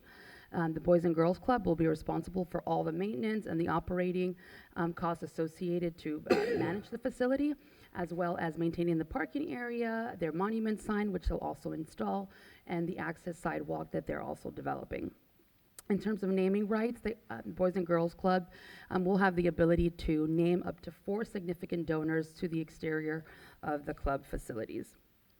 Should the city or should staff obtain approval today, the goal is to move forward with the final negotiation, drafting all the details of that ground lease to ensure that they are consistent with the material terms that are approved here today. A final lease will be presented to the Parks and Recreation Advisory Board, also known as PRAC, and that final lease and the recommendations of PRAC will be brought forward for consideration by the City Commission. I want to remind you that any lease agreements must be approved via ordinance, which require 2 readings, one of which must be approved by supermajority vote. That concludes our presentation. We're happy to take any questions at this time. Thank you. So this is a term sheet. So I need to see somewhere, I've had discussions with the Boys and Girls Club about some improvements that they're going to be doing on the existing Boys and Girls Club on Pinewood. Okay. Where is that going to be reflected? Mayor, now that we have the term sheet for the Dreer Park that's under consideration, we will be working on the Florence to George's current lease to bring back to you a new lease at the same time as we would bring to you this lease for the Dreer Park. All right, I want to make sure that's concurrent because Yes, that that's was our plan. condition precedent. That Okay. is our plan. All right, thank you. Any questions for staff? Okay, we do have a number of cards. I'm going to just read into the record. We have a few cards where they did not want to speak. Yamali Emmanuel Kelly, I am a proud teacher and program coordinator for the Boys and Girls Club Great Futures program. Our program has done an amazing job with our students. Boys and Girls Club has tremendous impact on students. I assume by the nature of this that she is in support. Doesn't say. Mary O'Connor, I strongly support the Boys and Girls Club opening a club to serve the children of West Palm Beach. Okay. Tim Tracy, BGC PBC, is a wonderful and necessary organization for the children of our community.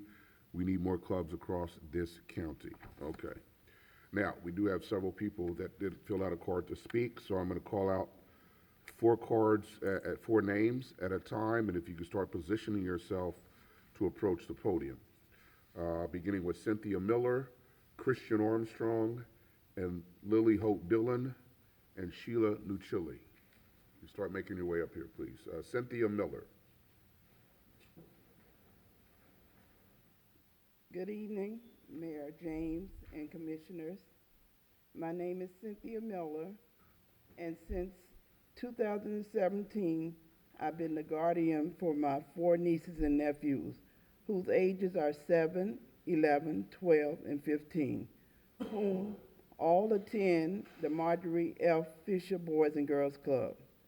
I can say that the club has been a lifesaver for these kids and for me as well. Having faced hardship, the club is a positive place for them.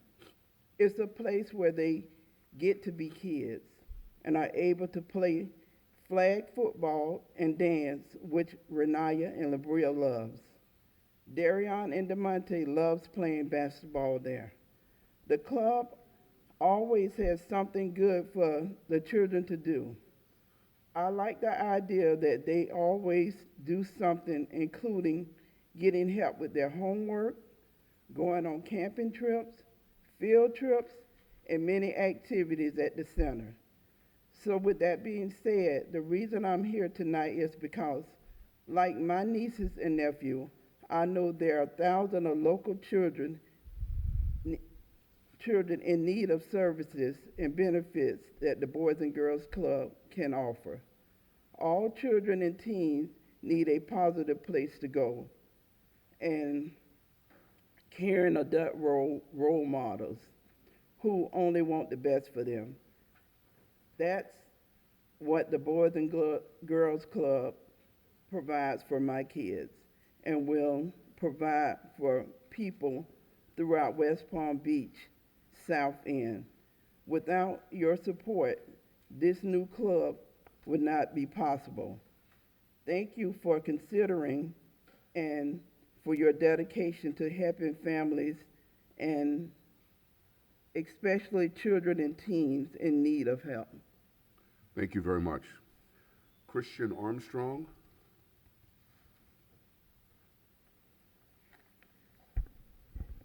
Good evening, everyone. My name is Christian Armstrong, and I have been a member of the Florence DeGeorge Boys and Girls Club for 11 years.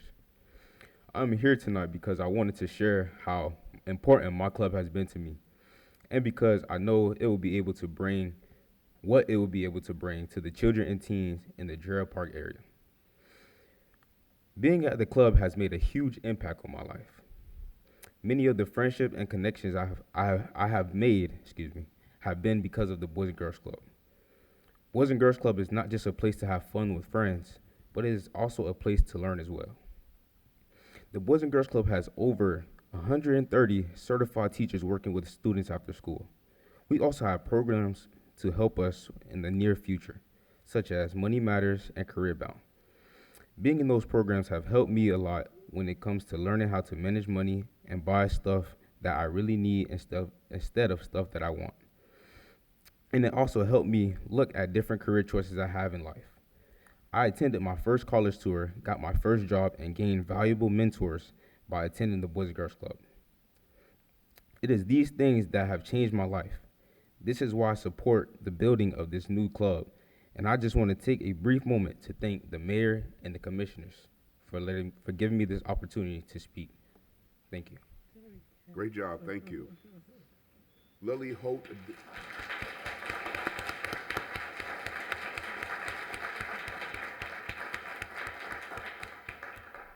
Lily Holt Dillon.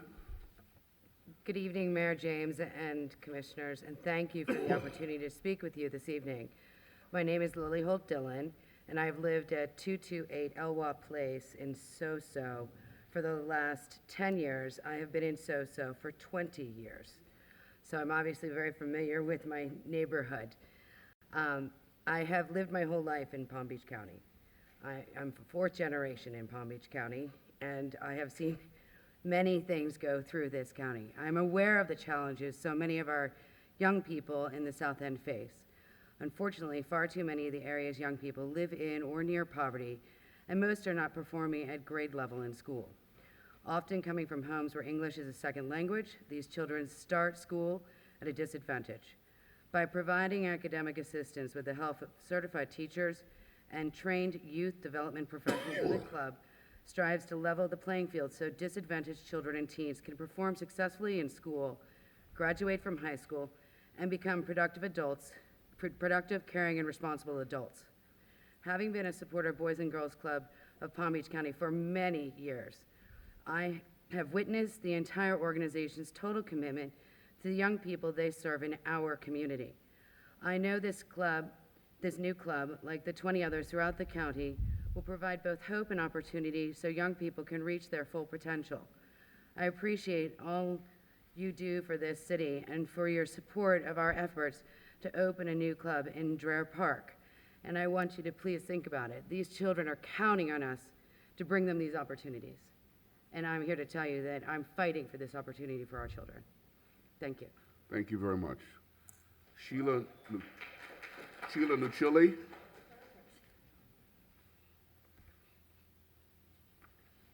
Good evening, Mayor James and Commissioners. My name is Sheila Nuccelli. I was born and raised in West Palm. I currently own a home in the South End.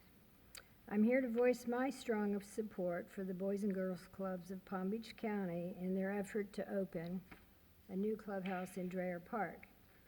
As the Boys and Girls Club provides much needed after-school and summer services, as does the city, I can't think of a better public-private partnership at no ongoing cost to the city.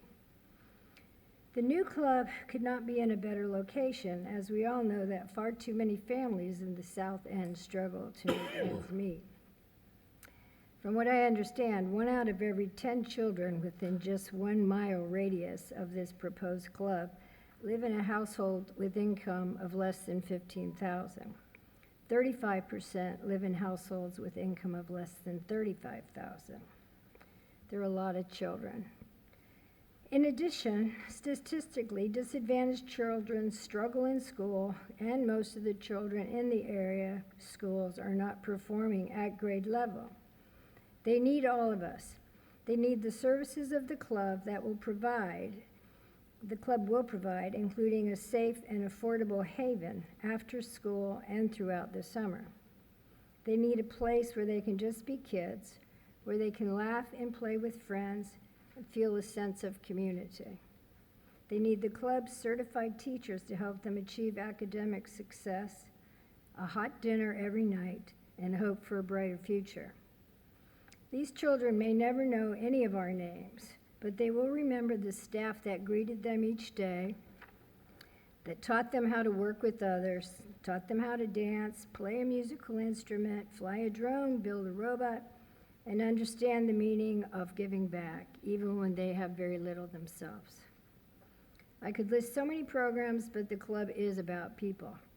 The people like you who will help make it happen, and the caring adult role models they will meet along the way. Thank you for your time and your commitment to the children of this city. Thank you very much. Deshaun Mitchell, 4 more names. Deshaun Mitchell, Rolando Barrero, Jeannie Miranda, and Kimberly Pierre. Deshaun Mitchell. Good evening, ladies and gentlemen. I am Deshaun Mitchell, and I'm here today to talk about why we should open the club at Dreher Park. See, growing up, I've been a member of the club for about 12 years. Growing up, I used to think just going to the club was fun, but now that I've grown up and I'm about to graduate high school, I can talk about how the club made me a functioning member of society.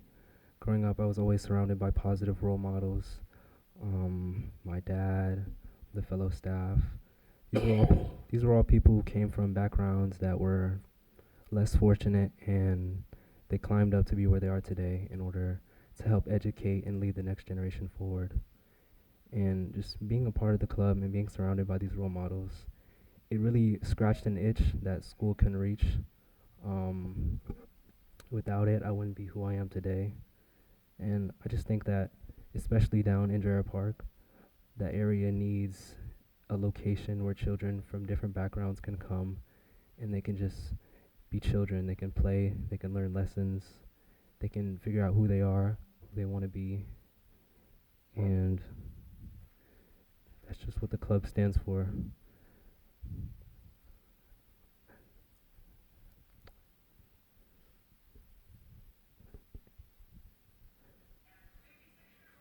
Thank you for your time and all that you do. Thank you very much, sir. Rolando Barrero. Hola, mi nombre es Rolando Chang Barrero. My name is Rolando Chang Barrero. I'm a resident at 1021 Avon Road, adjacent to the 33405 neighborhood zip code where the Boys and Girls Club is going and where my business is located. As a business owner in the area, I have been committed to all of the schools there through toy drives, back to school drives, and I know the deficiencies that a lot of the schools have. I also know the level of income that many of these struggling families have with 2 and 3 jobs. And this organization's been around for 163 years, and it's still around.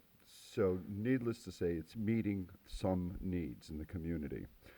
I was very impressed with the 2 times that I met with them for the presentations, asked about children's safety, how they were going to get there, back and forth. They have covered every question that I could find to, to assure myself that our children would be safe. And then we went into the curriculum. And right now, English learning students are at the top of the list, and they're very compromised while school funding is being cut back a lot. And this is an extra resource to help the advancement of English learners, as well as the regular students with tutoring, extra support from childhood, from preschool all the way up. And the sense of community and camaraderie that you build through after-school programs is priceless. The camaraderie that comes with continuing to do sports outside of school is priceless. And that's not to say that it keeps them off the streets and in a safe environment. How my mother used to tell me, nothing good happens after 5 o'clock on the street.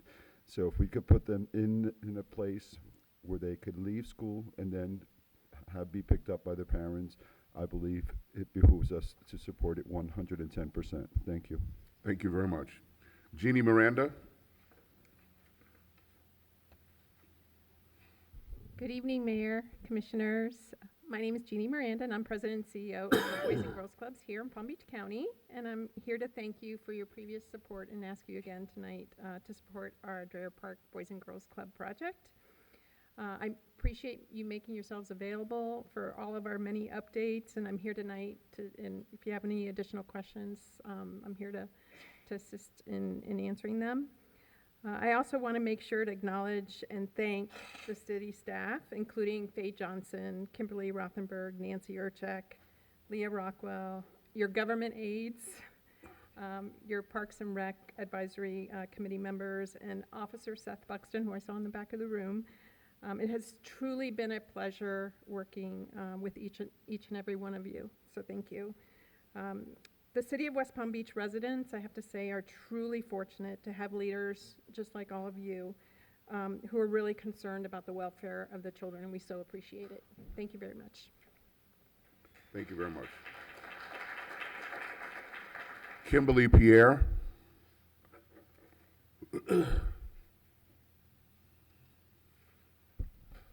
Good evening, everyone. My name is Kimberly Pierre, and I have been a member of the Marjorie S. Fisher Boys and Girls Club for 12 years. I'm here tonight because I want to share the impact my club has had on me, and because I know what it can bring to the children and teens in the Dreher Park area. The day I stepped into the Boys and Girls Club, I was destined for greatness. Once I turned 16, I became a junior staff at the Marjorie. I served as the treasurer for the Keystone Club, and I also became a youth volunteer corps member during the school year. 2.5 years later, I was promoted to a junior program assistant. A year later, I was named the 2023 Youth of the Year of the Marjorie S. Fisher Boys and Girls Club.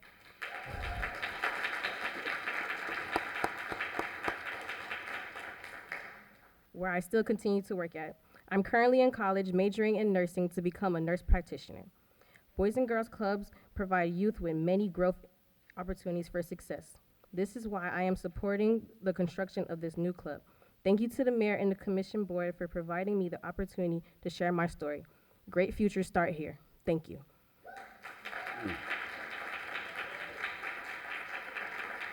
Rwanda Knowles.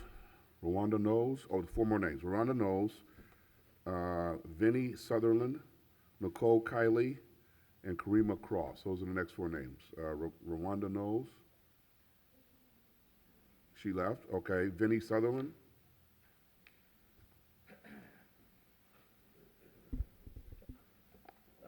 Good evening, Mayor, City Commission. Let's see, where do I start? My name is Vinnie Sutherland. Grew up here in West Palm Beach, Florida. I was a member of the Boys and Girls Club all through the 80s, early 90s.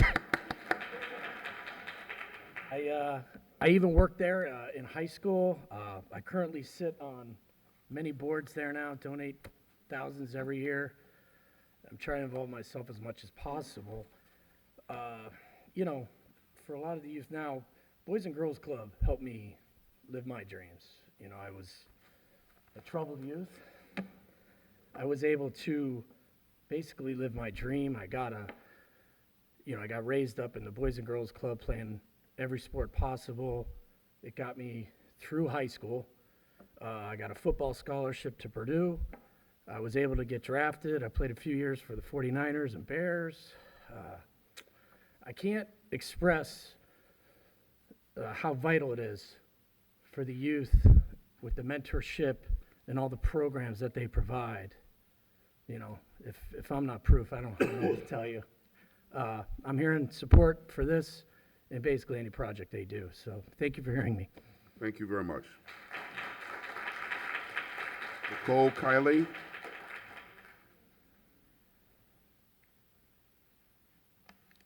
Good evening, everyone. My name is Nikki Kiley, and I am excited and honored to be here as the new club director at the Coniston Middle School Boys and Girls Club.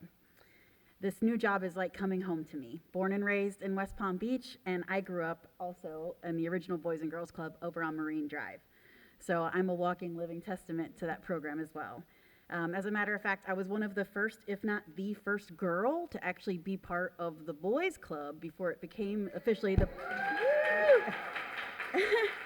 before it became the Boys and Girls Club back in 1989. So 80s, I'm with you. I'm putting myself out there. I actually even have my original name badge somewhere that says Boys Club with my name on it. So I've got to find that because it's a historical document at this point. But it really was, growing up here and growing up there, it was my home away from home, after school and throughout all summer camp. My mom was a single mom from another country, and we needed that resource. It also was a place that planted that seed deeply in my heart of service. That was the club culture. We were encouraged to volunteer and to understand that even if we faced difficulties, we always could help another person or to help the community and give back. That's just something that has set the course of my life from that point on. I know that without the club, my life might have taken a very different turn and a much less positive one.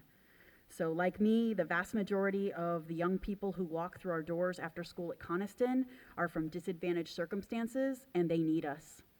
I know the club can make a huge difference in their lives. I see it every day. I know that some days all that they need from us is a caring adult to know their name and ask them, hey, how are you doing? Just to really genuinely care and connect. So it is an honor to serve them, kind of coming full circle now, and to speak with you tonight so that even more children and teens can experience all of the opportunities and life lessons that the proposed Boys and Girls Club in Dreher Park can provide. Thank you so much. Thank you very much. Karima Cross.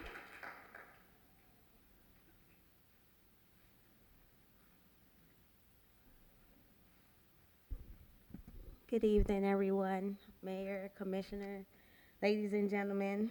I could reach the podium. Good evening. My name is Karima Cross, and I'm a single mother of 5 children, 3 of whom attend the Florence DeGeorge Boys and Girls Club in West Palm Beach, Pinewood. I'm here because, quite honestly, I don't know what I would do without the services of the club. I work full-time, I go to school, and the club is always there to help my children, especially in those nights when I cannot get to the club till after 8, and having not to pay childcare, till that time frame. The staff is great, and after long hours of school and work, I'm so thankful my children will have completed their homework and had dinner. So on top of their dinner, they get second dinner if they're still hungry. I guess the best tribute I can give is that when I go to pick up my children, they don't want to leave. I'm like, they're closing, you gotta go. I believe this program not only keeps children safe and helps children with school, but it keeps them out of trouble. My 6 and 8-year-old children are just happy to be there, but my 14-year-old takes even greater advantage of the program as he has joined the club's leadership program and serves as a junior staff member. I'm here tonight because I want other young people to have the same opportunities at the Florence DeGeorge Club offers my children, because all the children deserve no less. Thank you so much for taking the time tonight and for helping to bring another Boys and Girls Club to West Palm Beach. Your support today will indeed make a difference in the lives of children and for teens to generation to come. The club is just not a club. It's not just a club. It's a home, a safe place, diverse and inclusive environment, structured, their next meal, and everything a child can aim to receive while attending. Thank you for having me tonight, and have a good night. Thank you, thank you. The last card I have is from Christine Pitts. Christine Pitts.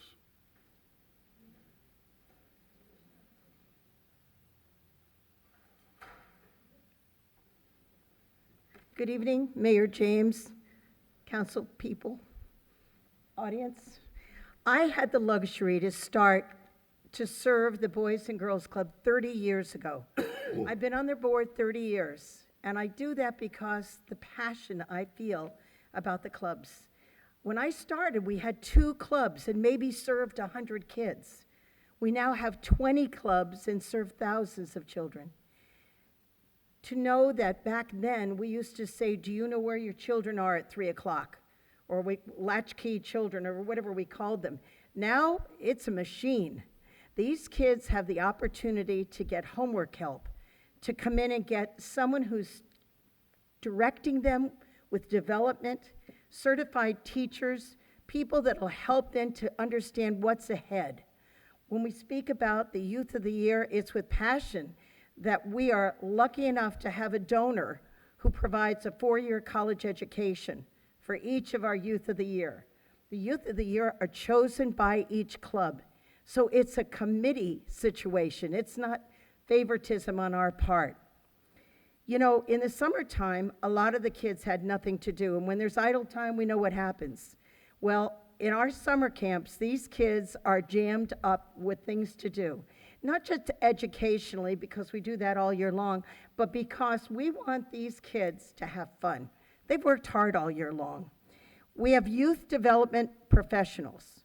They catch people doing something right. That's one of our mottos. You know, I know the club that we're proposing for Dreher Park can really change kids' lives. I've spoken to alum over the years that have told me they saved my life. Much as we heard earlier, the club has an important part for everyone. So I want you to know that the donors have grown $12 million with the help of Julie and Mike Connors. People have pledged time and energy to make this happen. We hope that you will have a place in your heart for it so that we can continue our mission. And our mission statement is to enable all young people, especially those who need us most, to reach their full potential to be caring, responsible, and productive citizens. And please allow us to continue our mission. Thank you. Thank you very much. Those are all the cards. I have to say, Boys and Girls Club, you put on a master class when it comes to generating support. I really love hearing from the kids. Okay, comments, questions? If not, I will entertain a motion. Mayor, I move approval of resolution number 303-23. Second. It's been moved and seconded. Discussion? Hearing none, all those in favor say aye. Aye. All those opposed, like sign. Hearing no opposition, motion carries unanimously. Thank you.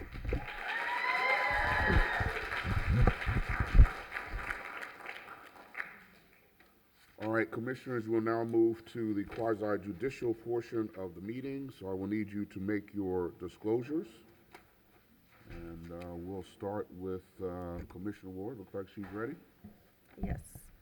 As to matters 9.1, 9.2, 9.3, and 9.5, I have not had ex parte communications. I have not received written communications. I have not conducted an investigation, have not made a site visit, have not received expert opinions. As to item 9.4, I have had ex parte communications with the representative of the applicant. I have not received written communications, have not conducted an investigation, have not made a site visit, have not received expert opinions. I request that these disclosures and all written communications be made part of the record. Thank you very much. Commissioner Lambert? Thank you. As to item 9.1, I have had ex parte communications with the applicant. I have not received written communications. I have not conducted an investigation. I have made a site visit. I have not received expert opinions. As to items 9.2 and 9.3, I have not had ex parte communications, not received written communications, not conducted an investigation, not made a site visit, and not received expert opinions. As to items 9.4 and 9.5, I have had ex parte communications with representatives of the applicant, and on 9.5 with the applicant himself. As to these same items, 9.4 and 9.5, I have not received written communications. I have not conducted an investigation. I have not made a site visit, and I have not received expert opinions. I request that these disclosures and all written communications be made part of the record. Thank you. President Warren. Mayor, as to matters 9.1 through 9.5, I have not had ex parte communications, not received written communications, not conducted an investigation, not made a site visit, not received expert opinions. I request that these disclosures and all written communications be made part of the record. Thank you. Commissioner Fox. As to items 9.1, 9.2, 9.3, and 9.5, I have not had ex parte communications. I have not received written communications. I have not conducted an investigation. I have not made a site visit. I have not received expert opinions. As to item 9.4, I have had ex parte communications with representatives of the applicant. I have not received written communications. I have not conducted an investigation. I have not made a site visit. I have not received expert opinions. I request that these disclosures and all written communications be made part of the record. Thank you. Commissioner Peduzzi. Thank you. As to items 9.1, 9.2, 9.3, and 9.5, I have not had ex parte communications. I have not received written communications. I have not conducted an investigation. I have not made a site visit, nor have I received any expert opinions. As to item 9.4, I have had ex parte communications with representatives of the applicant. I have not received written communications. I have not conducted an investigation. I have not made a site visit, nor have I received any expert opinions. I request that these disclosures and all written communications be made a part of the record. Thank you very much. Madam Clerk, can you swear in all witnesses, please? Would everyone wishing to speak on items 9.1 through 9.5 please stand and raise your right hand? Do you swear that the testimony you're about to give is the truth, the whole truth, and nothing but the truth? Thank you. Okay, very good. Item 9.1, public hearing and first reading of ordinance number 5072-23, a request by Josh Martin of Frisbee Group on behalf of 319B Renaissance 2 Asset LLC for a future land use map amendment to change the future land use designation of plus or minus 0.65 acres of the overall subject plus or minus 1.01 acre parcel located at the northeast corner of South Dixie and Belvedere Road from commercial to commercial east. Mr. Martin. Good evening. Good evening, Mayor and members of the City Commission and city staff. My name is Josh Martin. I'm with Frisbee Group, and we are the owners of 319 Belvedere Road. And so we appreciate your time tonight in consideration of the future land use map amendment. If possible, I'd like to just make a couple of opening remarks regarding this application. This application was initially filed 20 months ago, and we've been working with the neighborhood and community outreach hundreds of hours, and we continue to that commitment beyond any applications that come after this application tonight, if it is approved. We appreciate the working with the Elstead neighborhood. We have a common philosophy that it's okay to agree or disagree as long as it's in a civilized manner. And the Elstead neighborhood has been nothing but civilized, and we appreciate all of their input. And so tonight we're hearing a future land use map amendment application. There's been some confusion with regards to a site plan application and a rezoning application that's also been filed with the city.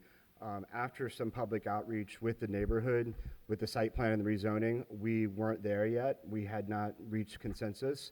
So we withdrew the application. And in that letter, we stated that we withdraw the application in an effort to continue to work with the neighbors. That's a separate initiative, the site plan and the rezoning. Tonight, we're just talking about the future land use map amendment. And what that does is, as we'll talk about tonight, gives us some direction in terms of the uses that would be permitted on the site which is what we're looking for some guidance so that as we go forward and looking at a site plan and perhaps a rezoning with the neighborhood, we know which direction we should be headed in per your direction in council. So with that being said, I'm going to go through the presentation and again, we can go through this and answer some questions and have a conversation about it. Frisbee Group is a real estate investment firm based in Palm Beach. There are many Frisbees here tonight in the audience coming to learn more about this council in terms of the actions on 319 Belvedere this evening. This is a picture of the most recent investment that we made in Palm Beach, and I want to reiterate that every investment that we make goes above and beyond the quality of the last investment. And that's really important for the South Dixie Corridor because we feel that the South Dixie Corridor, I contributed to a book called Retrofitting Suburbia and Urban Design Solutions through America and in the US and abroad. And the importance of beauty, not only in neighborhoods, but also on your corridors. And the corridor of South Dixie Highway, to our team, deserves the highest level of architectural syntax. And we have hired Scott Merrill, who is one of the finest exemplary architects in the nation, to lead us in that effort. And so from a design standpoint, we feel that we will get there. At some level, we create great places. We want to create a great place for this edge of the El Cid neighborhood and to this kind of rundown, worn out shopping center that's been there. Part of it's in existence for over 90 years. And so we're committed to design excellence, and we're committed to community outreach, and we're committed to making all of you proud for decisions that we all make together. 319 Belvedere is a site that is interesting. It's a mini city block. It's bound by South Dixie Highway, Pershing Way, South Olive Avenue to the east, and Belvedere Road to the south. It currently houses around 15,000 square feet of commercial and retail, and it is under-parked by about 50%, so it's a completely non-conforming site. We inherited the uses and the building itself. We have a lot of issues with regards to loading and unloading, parking, neighborhood constraints, and parking constraints, and we want to take this opportunity to show others that are doing work in this neighborhood how to do it correctly and how to take issues and resolve them by working with the neighborhood, but also understanding that traffic and parking is constantly an issue that we know is in these neighborhoods as things are emerging and as the city is growing. And so we want to be very cognizant of that as well. So the existing site conditions are as follows. It's one parcel of land, just barely over an acre, so all of the zoning and the density calculations are easy math because you're just dealing with 1 acre of land. The existing zoning is general commercial, and the existing future land use is split on the parcel, and that's why we're here tonight. We have a commercial east, which we'll show you in a second, on the western side of the parcel, and we have a commercial on the eastern side of the parcel. The surrounding uses, single-family residential along Pershing, hotel along Belvedere Road. We have commercial along kind of the frontage of the site that fronts Dixie on either side, and we have some office uses as well. So tonight, our request is to revise the split future land use designation, commercial east, which actually was born out of incentivized rezoning of the South Dixie corridor that came back to a certain feet in depths of the site. And we would like to go from a commercial east to commercial to an overall commercial east. The main reason we want to do that, which we'll talk about in just a second, is that, I'm going to flip back here for a second, is that we want to be able to do residential uses on the eastern side of the property. So in a commercial future land use, which exists against the neighborhood, you can't do residential use. You can only do commercial uses. We want to revise the commercial east across the site so that we could reknit residential fabric on the eastern side of the parcel and have mixed use on the western side of the parcel that would be fully integrated across the site. So that's kind of our overall thinking in terms of the concept of where we are with the redevelopment. It's interesting to, we have to study these in terms of how the maximum FAR would be and test those against what the current and proposed future land use designation maximum development potential for the affected area. That's a long sentence. And we have to go to what the maximum could be. This is very important. If you approve this future land use map amendment tonight, the max FAR of what was commercial, today commercial by right is 0.75 FAR. If you change it to commercial east, the FAR remains the same. The only way to get to a 1.5 FAR within commercial east is to go through a rezoning to a planned development. So tonight, we're not increasing clay, per se, of what could be built. What we're asking for is a nod that we would like to see the residential shift against the neighborhood, which we feel is more appropriate than having commercial uses promoted against the neighborhood. Those commercial uses create more traffic, they require more parking. These are the things we're trying to tame down on this edge of the neighborhood and make that correct. So that's an important thing, that the FAR will remain the same. The only thing that will change is that will be an allowance of residential uses in addition to commercial, but again, that FAR stays the same. We went through a level of service analysis with staff and have certification letters from all of the entities: drainage, potable water, wastewater, solid waste, schools, and traffic. Again, this was our initial concept, April 2022. This is 20 months ago. We were showing kind of residential on the yellow on the eastern edge of the site and more of a mixed use along the Dixie frontage that would be integrated across. That concept is still our same concept that we're working toward.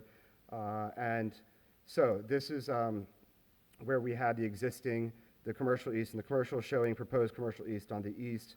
And you'll notice that because we're going and pursuing more of a residential use, that's dropping the potential average daily trips from around 2,000 to 150 average daily trips.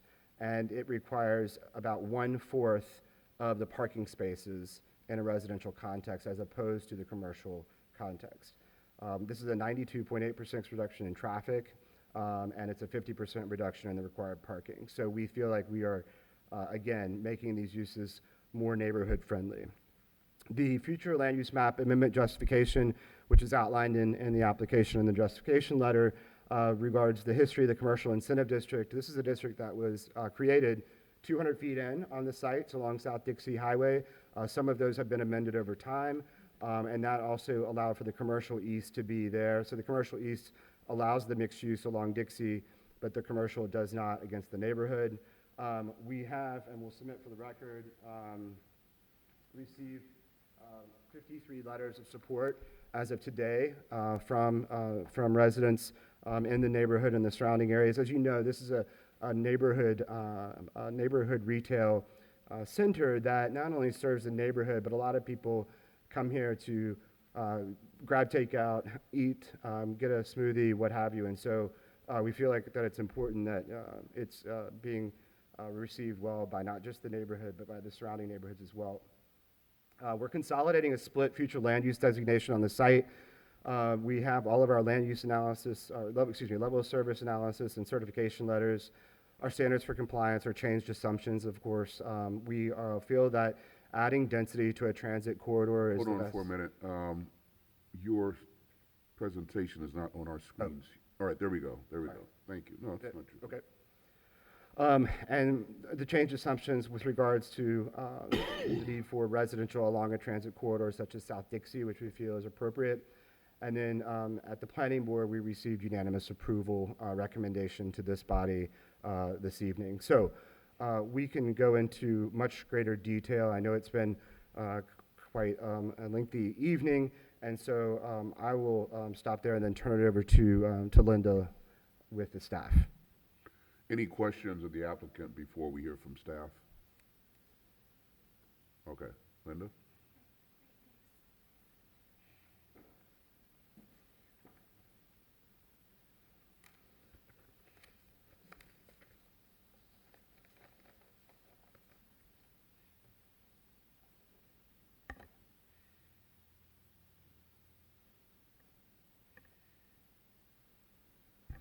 Good evening, Mayor and Commissioners. Linda Louie, Principal Planner for the record. So just to quickly summarize, this is first reading of the applicant's request for a future land use amendment to change the eastern portion of the subject property from commercial to commercial east. So the slide here shows the current future land use map amendment and the proposed future land use map for the site. Approval of the future land use map amendment would consolidate the future land use of the parcel to a single commercial east future land use designation. So that would enable the applicant to provide for the future redevelopment of the parcel with a cohesive mixed-use development. As the applicant had noted in his presentation, the commercial east supports a mixing of uses, including commercial and residential, whereas the commercial land use designation only supports commercial uses. So consolidating the land use would enable a single cohesive redevelopment project. So just to spend some time on the level of service analysis, all future land use map amendments require a level of service analysis to determine if the proposed future land use change will cause any capacity issues with the public facilities servicing the site and the surrounding area. Public facilities include potable water, wastewater, drainage, roadway level of service, public schools, and so forth. The level of service analysis is based on the maximum development potential of the affected area.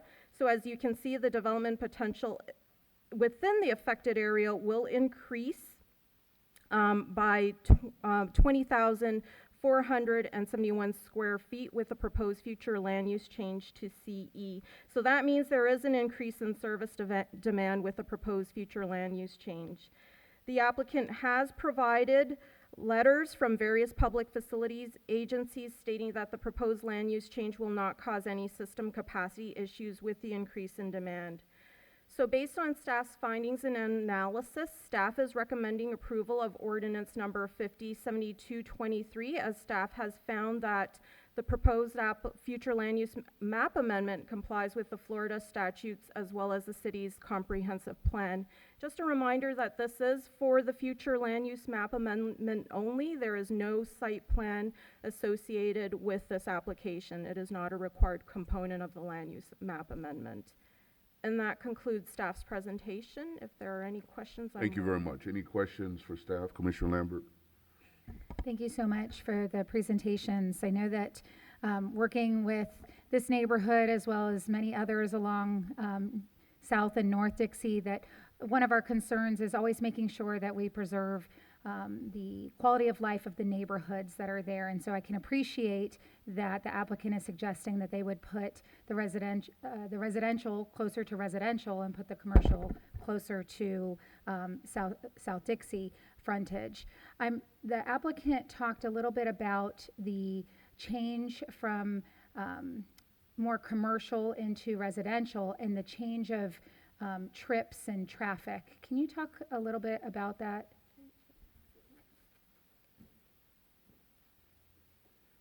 Sure. So our intention, if we changed it to commercial east and we were doing just only commercial development, let's take the existing commercial future land use on the eastern portion of the site.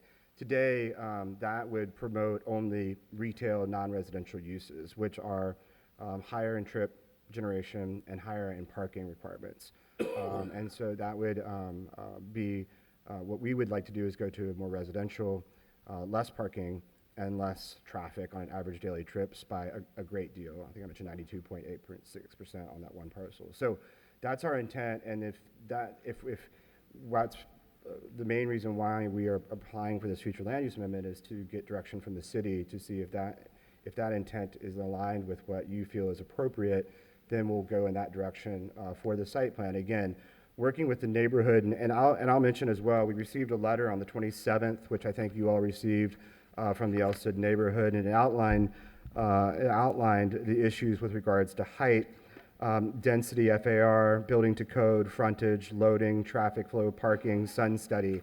In the public record, I will state that we are committed to work with the neighborhood on every one of these issues, and we feel like we can resolve every one of these issues. If not, then we don't have a site plan and we don't have a rezoning in the future, but that would be the next step. But this gives us a general direction and guidance of how we would move forward without increasing the allowable FAR that would be allowed on the site. Great, thank you. Follow-up, Mayor? Yes. And I want to clarify something, but I want to say thank you for all of the community outreach that you've done. It's been very thorough, and I know that the residents are extremely appreciative of that. So thank you to you and to your to the family as well. I promise we'll stop emailing you soon. No, I don't mind at all. Thank you. So I just wanted to clarify because I know that this comes up often and is actually a subject of conversation on another site within the city. I don't know if you can pull up your slide where Sure. you had the difference between the residential traffic and the commercial traffic that this site would. Yeah, and I will also say that we are in an interesting context because we don't share a property line with any of our budding neighbors. We have approximately 50 feet in right-of-way around the site that separates us from the other uses. So I know that that was another concern in terms of that. But this is basically, is this the site you were looking? Yes, but we can't see it on our screens. Oh, I'm sorry. No, not your fault. Not your fault, okay. RT, Channel 18, thank you. Thank you. Yes, because, we actually just went through a parking study and with this area as well as, always talking about the parking and traffic issues along South Dixie as it's residential and commercial. And just as you mentioned in your presentation that currently as this project sits, it is underparked. And so we just want to make sure that whatever we're proposing here provides a solution for the neighborhood. Absolutely. And what we've asked our transportation planner, who is working with the city on the overall neighborhood parking study as well, the same firm, is that we don't want to do just a check the box. We want to go beyond intersections and studying more intersections, understanding the queues and the stacking along Belvedere and all these different things that are occurring around the site. But today, the site doesn't behave well because it's a non-conforming, underparked site with two very popular restaurants, which have staff parking and all these types of things that are kind of going out into the neighborhood. And so we're committed to this council to resolve those issues. And if we don't, then shame on us. And so that's something that we would, I'm standing here before you to say that we are committed to resolve those issues and make those wrongs right. Great, thank you. And so this, I just want to make sure the public understands, existing is commercial, that the resultant traffic was over 2,000 Right. trips, and then what you're proposing would result in 146 trips. That's right. Is that- It would be the conversion from only commercial uses to residential uses. Thank you. Any other questions for either the applicant or staff? Okay, we'll dive into the cards. We have several of them. This first card does not wish to speak, but they did want me to read this comment. Lauren Lamont, as a taxpaying resident in immediate proximity of this proposed land use change, I strongly oppose this change. If approved, the developer could build a structure that would dwarf the surrounding neighborhoods in an unprecedented manner. Please consider the neighborhood and residents affected. Okay, so now we will get to the cards. I will call out 4 names, and please prepare yourself to approach the podium. John Ford, Jonathan Lowe, Alex Milan, and Karen Steele. If you all can begin approaching the podium. John Ford. Do you want me to go over there? You can speak there, that's fine. Speak into the mic. My name is John Ford. I live at 2605 South Olive, which on those maps is immediately across Pershing Way. All right, just make sure you speak into the mic, sir. Immediately across Pershing Way from the property. I have 3 comments to make. The first has to do with compliance with the comprehensive plan and the amendment of the future land use map. The introduction cites the basis for compliance with the comprehensive plan as a changed assumption. And I don't know what that could possibly be because there hasn't been dramatic changes in the use of South Dixie and in the commercial bordering a residential area. The changed assumption is defined in the comprehensive plan as changed assumptions regarding demographic trends or land availability in the comprehensive plan, including but not limited to the fact of growth in the area in terms of the development of vacant land, new development, the availability of public services, such that the proposed amendment is now reasonable and consistent with the land use characteristics. And I would submit to the commission that there's no change in the surrounding area that justifies a change in the comprehensive plan. My second point has to do with the floor area ratio. And the staff report quite clearly reflects the opinion that with this change in zoning, this future land use map change, the density is doubled from 0.75 FAR to 1.5 FAR, floor area ratio, which means in the staff's report, the maximum building size on the property goes from 20,471 to 40,943. It's a double of the density. And even though Mr. Martin has, withdrawn his application for site plan approval, the site plans that we saw at the community meetings went up to 55 feet in height on the roof lines of this building that now occupies the entire acre of ground. And so I would suggest to the commission that despite what anybody might feel about accommodating residential uses on that property, the fact of the matter is that a change in the land use map as proposed permits a doubling of the size of the building Thank you very much. Thank you. can be built. Thank you. Jonathan Lowe. Mayor, Commissioners, I'm Jonathan Lowe. I'm the co-president of the El-Cid Historic Neighborhood Association. I want to start by commending the Frisbee Group for their outreach to us and our ongoing conversations, which we agree and hope will lead to a mutually agreeable outcome. Our concern this evening is that you're being asked to approve a change without a link to an actual plan, and that this provides, in effect, a blank check to develop whatever the developer chooses to build, and could set an unfortunate precedent for the entire city in that regard. This commission and this administration have frequently demonstrated their support for our neighborhood and for the other residential neighborhoods in the city, and our concern is that granting this change could in fact be a Trojan horse which undoes much of the good work that you have supported. So our request would be that approval be postponed until a site plan that reflects this future land use change is presented. Thank you. Thank you. Alex Milan. Good evening, Mayor and Commissioners. My name is Alex Millen, and as a property owner on the south end, I'm in full support of the land use map amendment.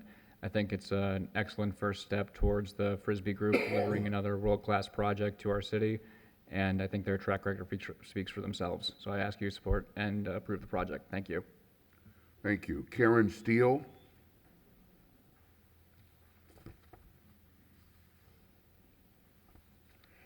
Thank you, Mayor James and Commissioners. We appreciate your taking the time to hear our thoughts tonight. As some of you know, I'm co-president of the El-Cid Historic Neighborhood Association, and I'm here tonight representing the association board and our concern about the land use amendment, as you heard from my co-president, John Lowe. We wish to continue working with the Frisbee Group. Again, we have appreciated their outreach to us, and as Josh mentioned in his presentation, we've had conversations for 20 months. But we didn't see a site plan until about 2 months ago. We had some wonderful discussions about what it might look like and what style we liked. And all that was great, and we were all very excited about it. But then a couple of months ago, we saw a site plan which was described by our neighbor on Pershing, which was rather upsetting. And we spoke to the planning board in this regard, but the planning board decided to grant them to go ahead, but ask them to continue to work with us. So what they actually presented to us the last time was 65,000 square feet on 1 acre for the city, for the comprehensive plan development, which is supposed to happen on 5 acres. Okay? So it was much too dense, and it was much too tall, as was previously mentioned. I'm here again asking for a delay or a postponement in your approval until we can see the next plan, because the neighbors, particularly those that are on Pershing, which they're facing on a very narrow street, the potential of getting a 5-story building right across from 1- and 2-story historic homes. I mean, while it is not completely adjacent, while this project is not completely adjacent, it is certainly right within our neighborhood. And I appreciate the Frisbee's outreach to 52 people to get, get approval for this or their support. But it'd be interesting to know how many of them are actually in the neighborhood, because we have had multiple community meetings, and there has been very deep concern about what this project is going to look like on that corner of Belvedere, Olive, and Dixie. So I appreciate your listening to our concerns, and thank you very much for your thoughtfulness. Thank you very much. Okay, we have 3 more cards. Celia Terenzio, Mackie Reed, and Kevin Lahat. Celia Terenzio. Thank you. Good evening. My name is Celia Terenzio. I live at 2007 South Olive Avenue at the very top of El Cid. I guess you can tell what the common theme is from our neighborhood. And the first thing I'd like to say is I'd like to thank Linda Louie for encouraging the collaboration, and I also want to thank the Frisbees for taking that to heart.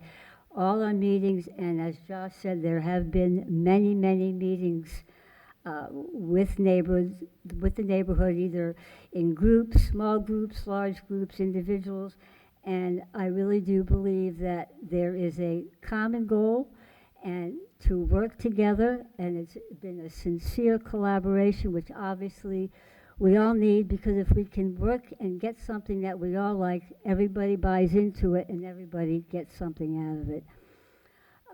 But that being said, my concern is because we have not seen a proposed final site plan, and we have seen others, that I'm not sure what we're going to get. And I also think that you as a body, the more information you get, you can make a decision, a well-informed decision that would be the best decision for everybody. So I propose that you delay your decision tonight until we can see a proposed final site plan. Other than that, the process so far has been encouraging as all sides try to come together to come with something that we all like. Thank you so much. Thank you very much. Mackie Reed. Mackie Reed. Hi, my name is Mackie Reed. Thank you so much, Commissioners and Mr. Mayor, for having us here. I live on 306 Valencia Road, 2 blocks away from the site, and I'm also a member of the LCID board. So very active in the neighborhood. I've heard a lot of opinions. A lot has changed in West Palm Beach since the 1990s. As the staff report outlines, the split land use of this lot goes back to the 1990s for when the commercial incentive district was passed, which is why all of Dixie Highway is lined with commercial east. There was different times. You would probably beg someone to develop something on Dixie Highway, I'm sure. But even then, even in those times, this parcel was not all made commercial east. there's a designated line, which the staff report describes as arbitrary, but I'm here to argue it's not. It reflects exactly almost where the residential houses start on Pershing, like the narrow, very narrow road of Pershing between this lot, between 319 Belvedere and those residential homes. And so it's a very much intentional division.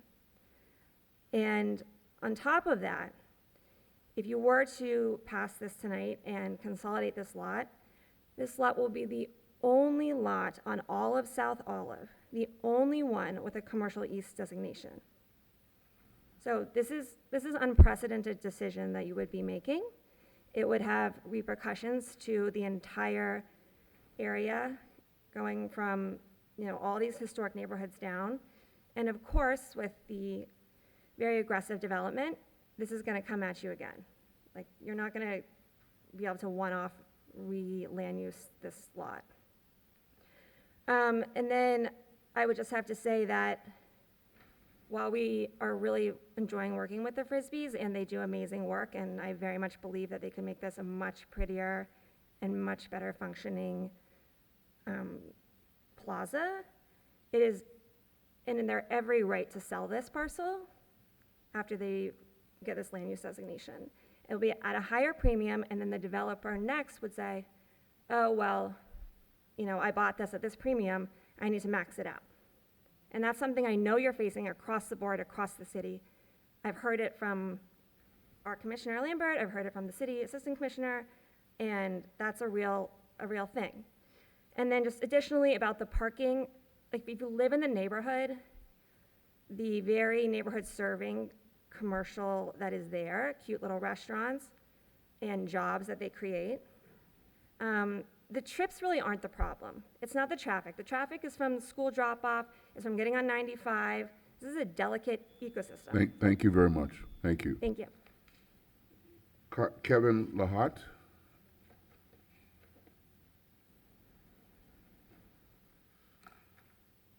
Good evening to the commissioners. Thanks for having us. My name is Kevin Lahat. I live at 224 Pershing Way, which is the street that we're talking about tonight. I live about 300 feet from this property, where I've been a resident since 2015 with my wife and beautiful daughters who were here earlier and making a little bit of noise, so sorry about that. I'm here to provide a resident's perspective of opposition to this change, which would really change what today is one story of commercial to the plans we've seen, which are 5+ stories of residential. First, for context, this site is only 1 acre, as we've heard tonight, and it's in a historic neighborhood.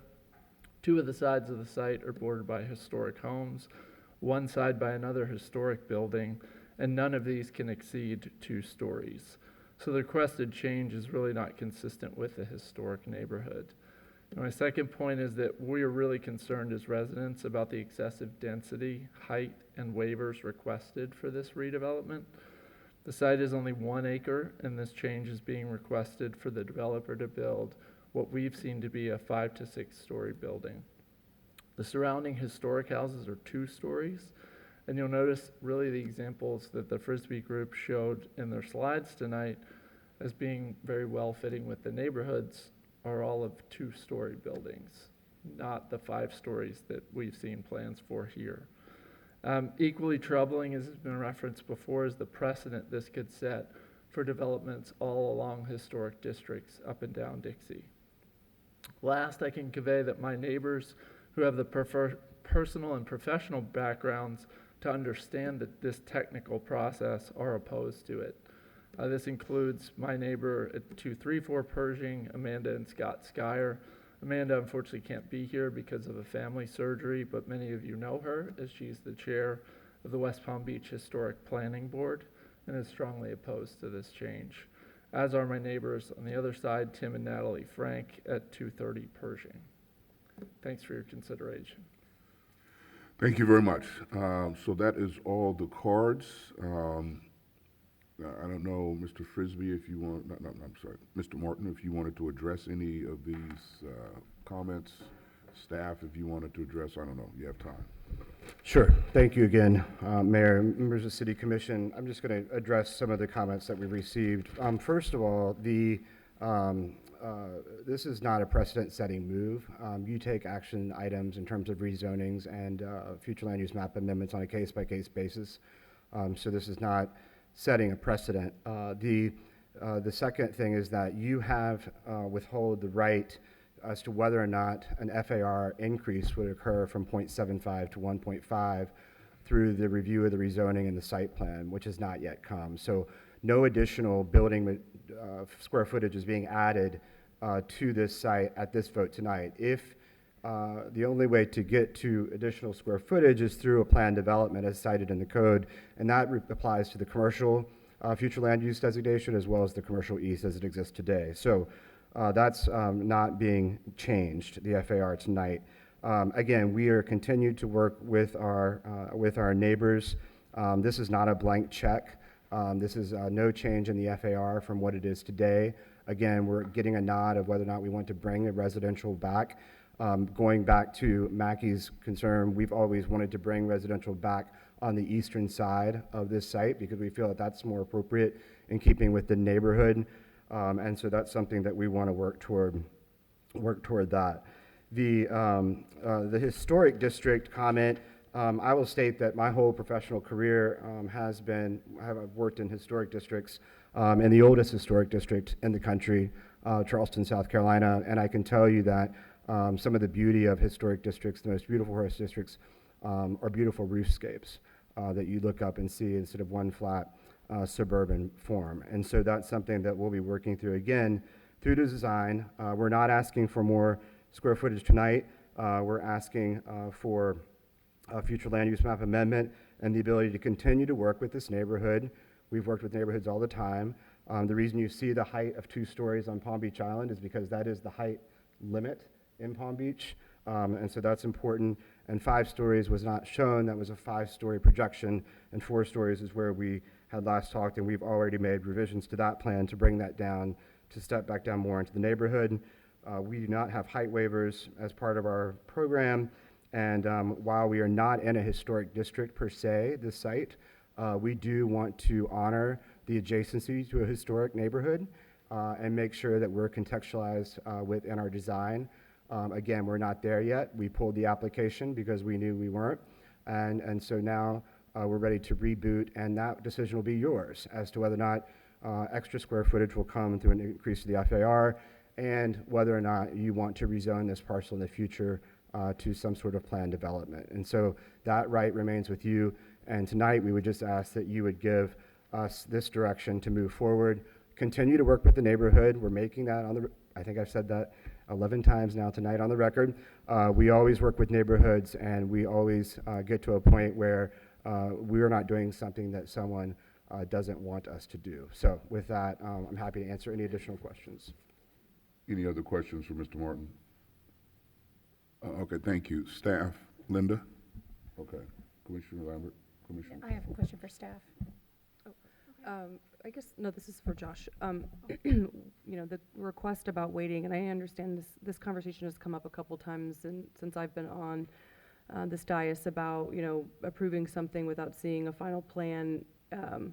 I think I know the answer to this, but I want it said, what is the purpose of not waiting to see that site plan and working with the community and doing this all in one fell swoop? Because we don't want to be designing something that is not something that would be a general nod. So we're not asking for any more square footage. We're asking for the shift of the allowable to have residential on the east side of that site, which is a critical piece of our programming for a future site plan that we would bring back to you for approval. Did you have a follow-up, Commissioner? Yes, but for Linda. When it came time, if we approve this and go forward and then they come back and ask for this additional square footage, our standards of approval, have you guys already discussed that? Would you guys be recommending approval? Have you gotten that far in the conversation at all? We have not gotten that far. The applicant did withdraw the site plan application. So as the applicant had mentioned, he is starting from scratch with regards to design and wanting to work with the neighborhood. But there are set standards within the zoning code for rezoning or site plan qualitative standards that we have to go by in terms of assessing whether or not staff will support the site plan.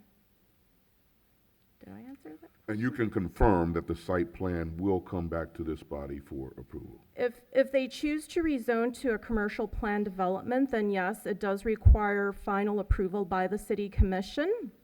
If it's over 100 units or over 50,000 square feet of commercial, it is considered a development of significant impact, which requires a Class A and city commission approval. If the project is built to code, then it would be approved administratively.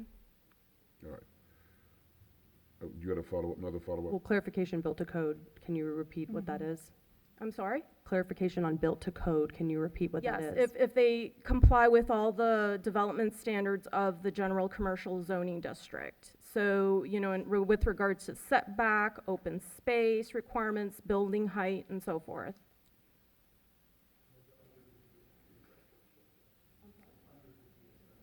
Yes. And under the DSI thresholds, they would still be required to meet those standards under the general commercial zoning district. It's just the thresholds that, you know, because, you know, we're talking about a greater amount of building square footage or a greater number of units, that does require a little bit more scrutiny in terms of like approval, the approval process. Under existing building codes, could they build a 5-story building? Under general commercial, the maximum height is 40 feet, I believe, but there is a setback, so it's based on setback as well. So if you exceed 40 feet, then there is a step back requirement, an additional setback requirement if you choose to go higher. All right. Commissioner Lambert? That's my line of questioning as well, and I know you're giving, I don't want to say vague, but it's not specific examples. I guess what I want to know is what you mentioned that there's a certain circumstance where it could be approved administratively. What would that building look like that could be approved without coming to the commission for further approval if this were to pass today? It would be very difficult because we don't have a site plan and it's not a required component of the future land use map amendment. It's basically the applicant meeting the design requirements required by the code. So like I said, if they meet the setback requirements, if they meet the FAR requirements, if they meet the height standards, including setbacks, or like if they choose to go the additional height, then they have to step it back further, landscaping requirements and so forth, then that would be approved administratively. If you want a little bit of additional information, the height that's in the standards there says the structure abuts if a structure abuts a residential zoning district, the I maximum. can't hear you. I'm sorry. The maximum height, if it abuts a residential zoning district, is 30 feet, and the setbacks is 1 foot of height above 30 feet for each 2 feet of setback. So there's very specific requirements for each component of whatever application they receive to see whether or not it meets specifically the requirements of the general commercial district. Follow up, Mayor? Yes.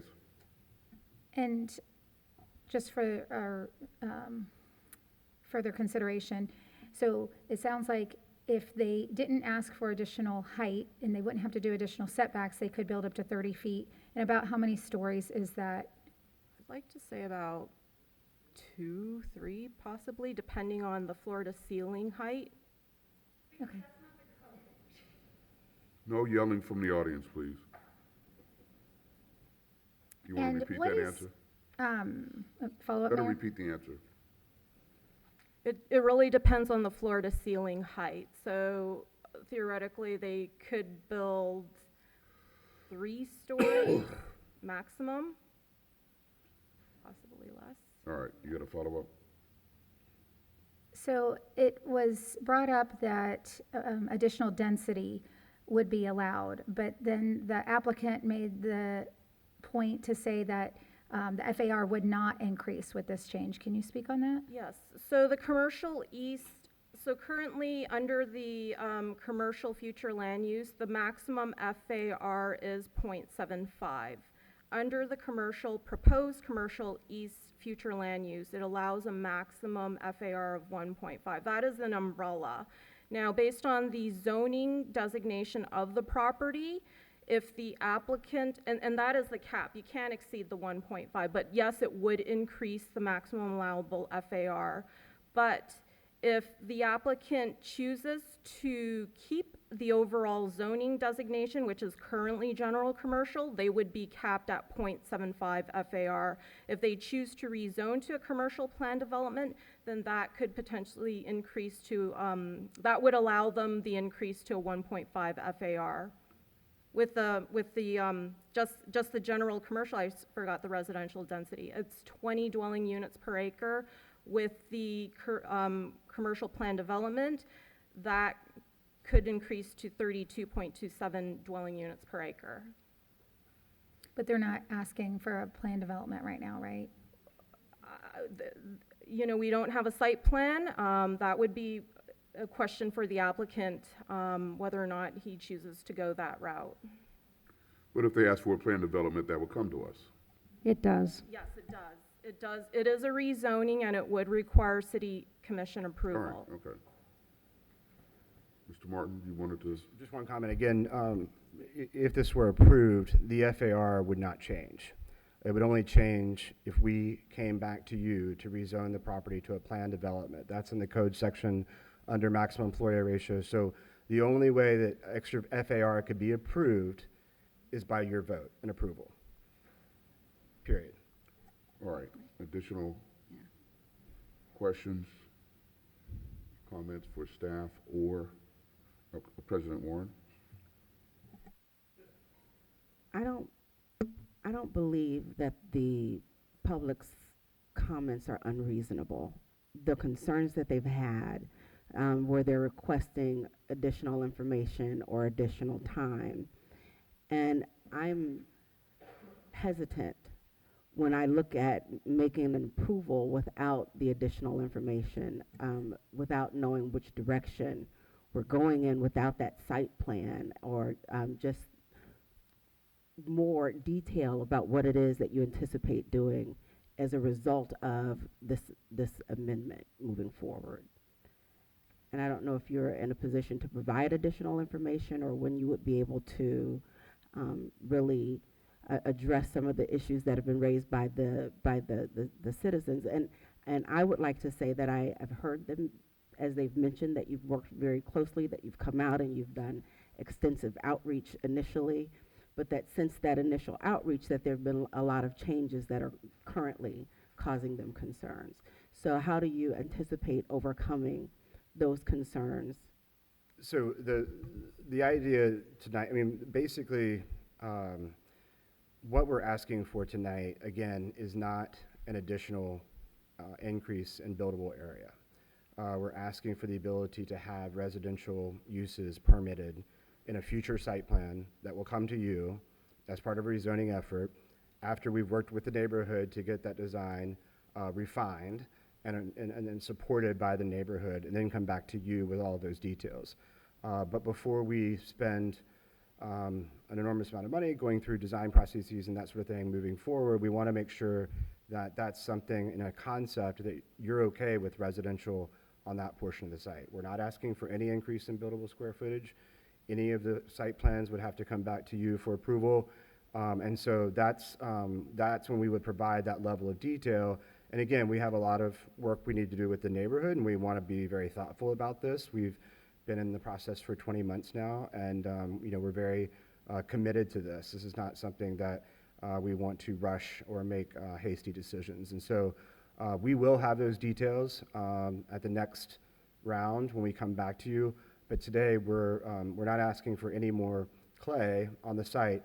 We're just asking for a different type of clay to be permitted that's already existingly permitted on the site at 0.75 FAR.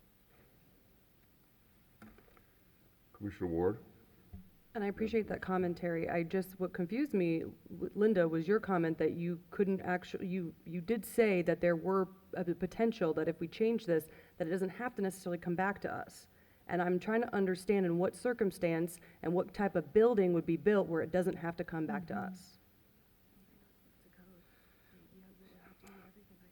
Yeah, I mean, we'd have to meet everything by code, and I think that our intention is that we would feel more comfortable coming back to you and having you with the details and make the decisions for the city, as opposed to doing something just by right, because I can tell you what's promoted by right in the code is something that we don't feel is appropriate for the site.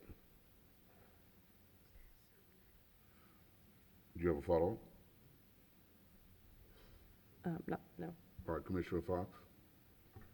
Thank you. I want to say thank you to all the residents that were here tonight. I have worked closely with you on other projects in the past, and it's important to me that we make sure that we have projects that that the neighbors are looking forward to having. And so I appreciate all your comments. I also generally support the idea of residential uses going into this spot.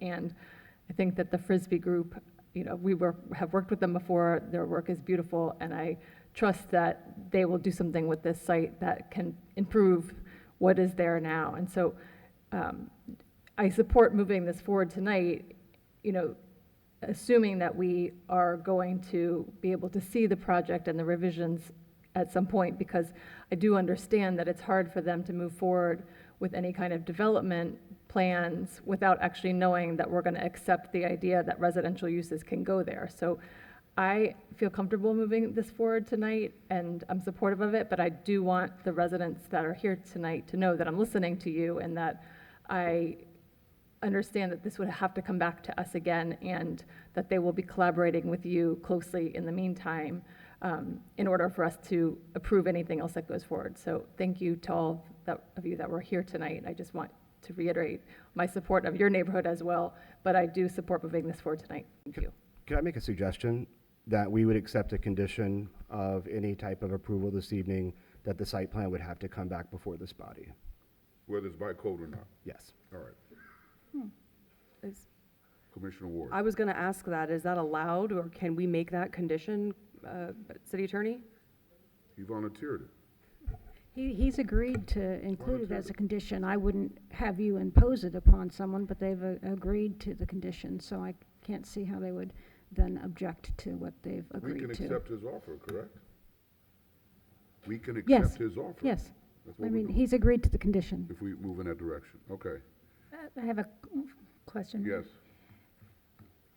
And this is for staff, or maybe even our city attorney.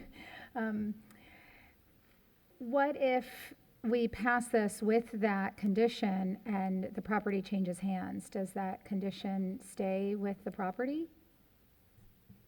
It's part of your approval. It would have to stay with the property. Stays with the approval. Interesting. I was going to make a comment that, yes, Josh, peeking over the laptop, that, I have heard the Frisbee group say time and time again to me in meetings and to the community that you want to work with the community. And so, I was having a little bit of hesitancy on moving forward on this tonight, because if you are true to your word, which I really do believe that you are, is that you want to work with the community, then, I think that you get the general sense that we are supportive of this type of future land use change. However, we do want to make sure that it's contextually appropriate for the neighborhood, and that it meets their needs as well, not only for traffic and for parking, but also for height and the look and the feel of the neighborhood. However, with this condition, that does change things, because I think that that's the biggest thing, is that we want to have say in what this looks like moving forward. And just so you know, I mean, we want to have neighborhood support, and so that's something we take very seriously in everything that we do. And so that is our commitment, working with them. And this is a design exercise, and we excel in figuring out design issues and working through solutions, both from an architectural standpoint as well as from a functional site approach, whether it be traffic or parking and those types of things. So that's our commitment. Thank you. Follow up for the city attorney? Yes. Thank you. So if we were to approve this tonight with that condition, then The only things that could happen would be this, they could continue working on this and it come forward to us with a site plan for approval or denial, or it stays as it is. And there would be no change to the property, because if there was any development on that site, it would need to comply with this new land use designation. Do I have that correct? Or correct me, please. Okay, number one, it's an ordinance, so it's gonna come back for 2 readings before you get a final approval. Thank you. As if the condition is, and we should work on the language for the condition before second reading on the approval, that all site plans for the development with this change come back to this body for approval, as opposed to being approved at a staff level, if it meets all of the conditions of general commercial, then yes, it would run with the land for every site plan. But if you were talking about one site plan, that's where I went off a little bit. But I think we have to be very careful on what the language, what that condition is, to make sure that all site plans under this commercial use come back to the board for approval. All right, well, we can work on language, assuming we get by this first reading, we can work on language that will be incorporated and negotiated. Yes, Mayor. For second reading. All right, President Warren. Just for clarification, because there's been a lot of conversation on this item, to staff, conclusively, a structure on this property would not exceed 3 stories. As I had mentioned, it really depends on the floor to ceiling height. So I don't think it would exceed 3 stories. I mean, it's a maximum of 30 feet. That would mean, 10 feet floor to ceiling, roughly on average. So, it's likely that it's less than 3 if you include, And that's the by right approval. If you were going under the code by right, they could submit something different on a plan development, requesting something different than what would be allowed by right. But no matter what I think the offer was, no matter what they build there, whether it's by right or, they are going to come to us with the specific site plan for us to approve. I see a slight nodding of your head, Mr. Martin. Right, okay. So whether it's by right or not, and that's the language you'll work on, that you'll put in for second reading, that condition is it will be subject to city commission approval. So we'll be able to look at it, whether it's 3 stories, 5 stories. Again, that's something that we will have the opportunity to review. Correct? Okay. Correct. Commissioner Peduzzi? Thank you. In light of the offered condition and assuming that it runs with the land, I'd feel comfortable with moving forward today. I think it's reasonable. Okay. Can we get a motion? I'll make a motion, but I just want to clarify that today is a first reading, and I can move forward with the motion as staff recommended. However, we will work on the parameters that have been discussed and offered by the applicant. City Attorney, is that correct? Yes, Commissioner Lambert. I would just add at the bottom of the staff proposed motion that on second readings, staff is to come back with agreed language for approval at second reading on the condition for approval of site plan. Okay.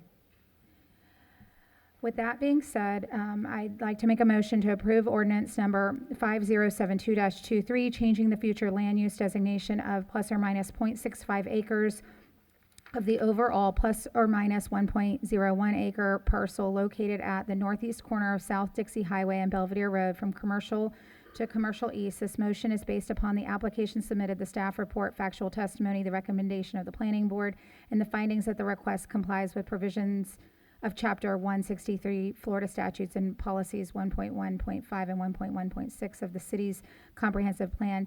based on changed assumptions, and that on second reading, we request staff to come back with a change of language for the applicant in agreement with what we have discussed today. Would that work, City Attorney? It'll work for first reading, yes. All right, okay, it's been moved. Is there a second? Second. Been moved and seconded. Any further discussion? All right, hearing none, Madam Clerk, can you read the ordinance, please? Ordinance number 5072-23, an ordinance of the City Commission of the City of West Palm Beach, Florida, amending the future land use map of the comprehensive plan of the City of West Palm Beach, Florida, by changing the future land use designation of 0.63 acres of the overall 1.01 acre parcel located at the northeast corner of South Dixie Highway and Belvedere Road from commercial to commercial east, declaring the proposed amendment to the future land use map amendment to be consistent with all other elements of the comprehensive plan of the city, providing for an effective date and for other purposes. All those in favor of the motion say aye. Aye. All those opposed, like sign. Hearing no opposition, motion carries unanimously. Thank you. All right, item 9.2.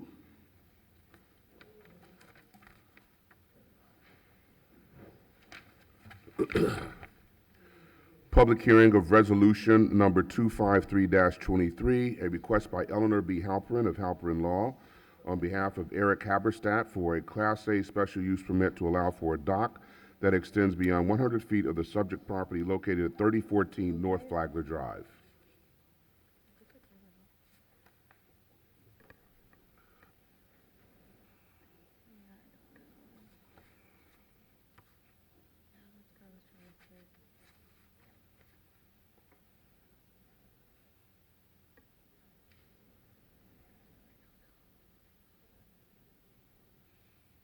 Do we need assistance?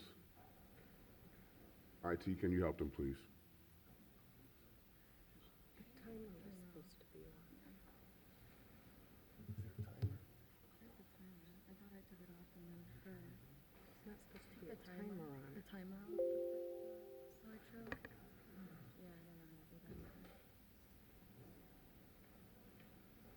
Okay, we see it up there. We don't see it in front of our screens, which is not your fault. I'm afraid there's a timer on it that we can't get to turn off. No, we're okay. I'm Ellie Halper, and I represent the Haberstads. This is an application, try and keep it, for an extension of a dock. The location of the property is on Flagler Drive. As you can see from this picture, because the property extends a little further west, much further west than the other properties, the extension of the dock beyond the property line is rather small. This is a request to approve a Class A special use permit to allow the extension of an existing 100-foot dock by an additional 65 feet. The existing boat lifts are currently over known seagrasses, and the water depth at low tide for the last 25 feet is 3 feet, which is not good for the seagrass. By extending the dock 65 feet beyond the code standard of 100 feet, both boat lifts can be relocated to deeper waters, which will greatly reduce the impacts on the seagrass. Maneuvering in deeper water will also reduce any ground sedimentation disturbance from the propellers. The extension will not encumber the navigable boat channel, as the end of the dock will be 276 feet from the channel. It won't in any way impact other boats going up and down the channel of the Intercoastal.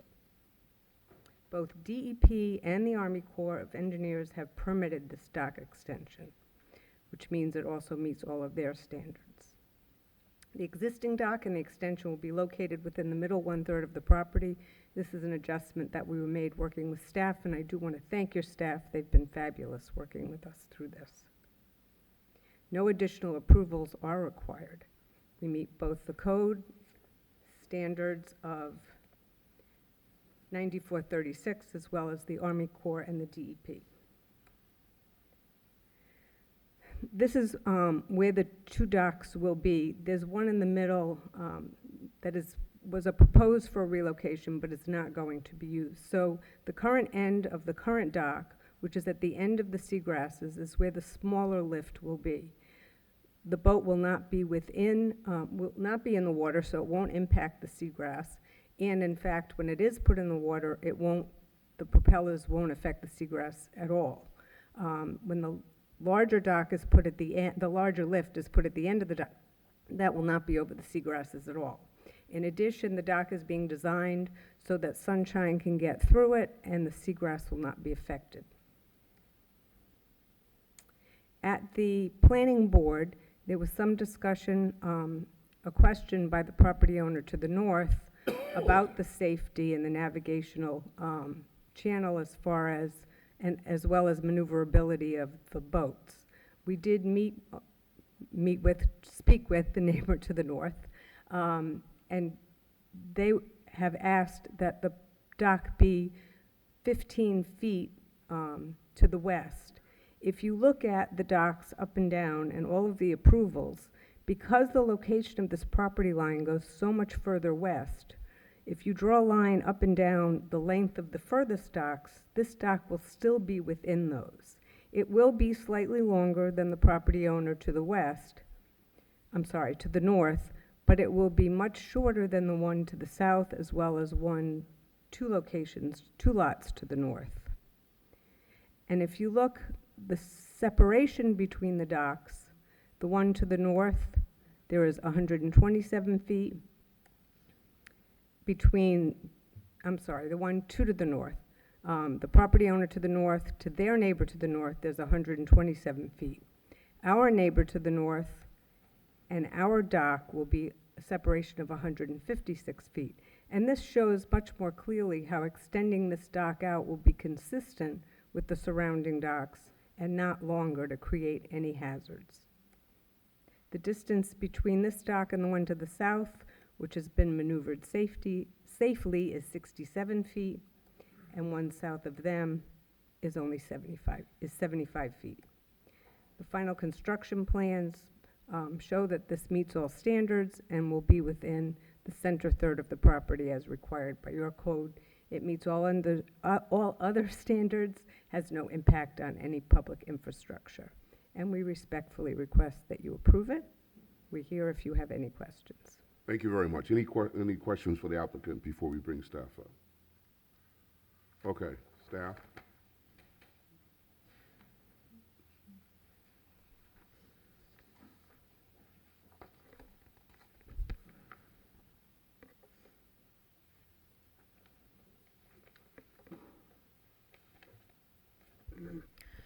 Good evening, everyone. Valentina Broglia, planner with Development Services, presenting as applicant stated a Class A special use permit for a dock on 3014 North Flagler Drive.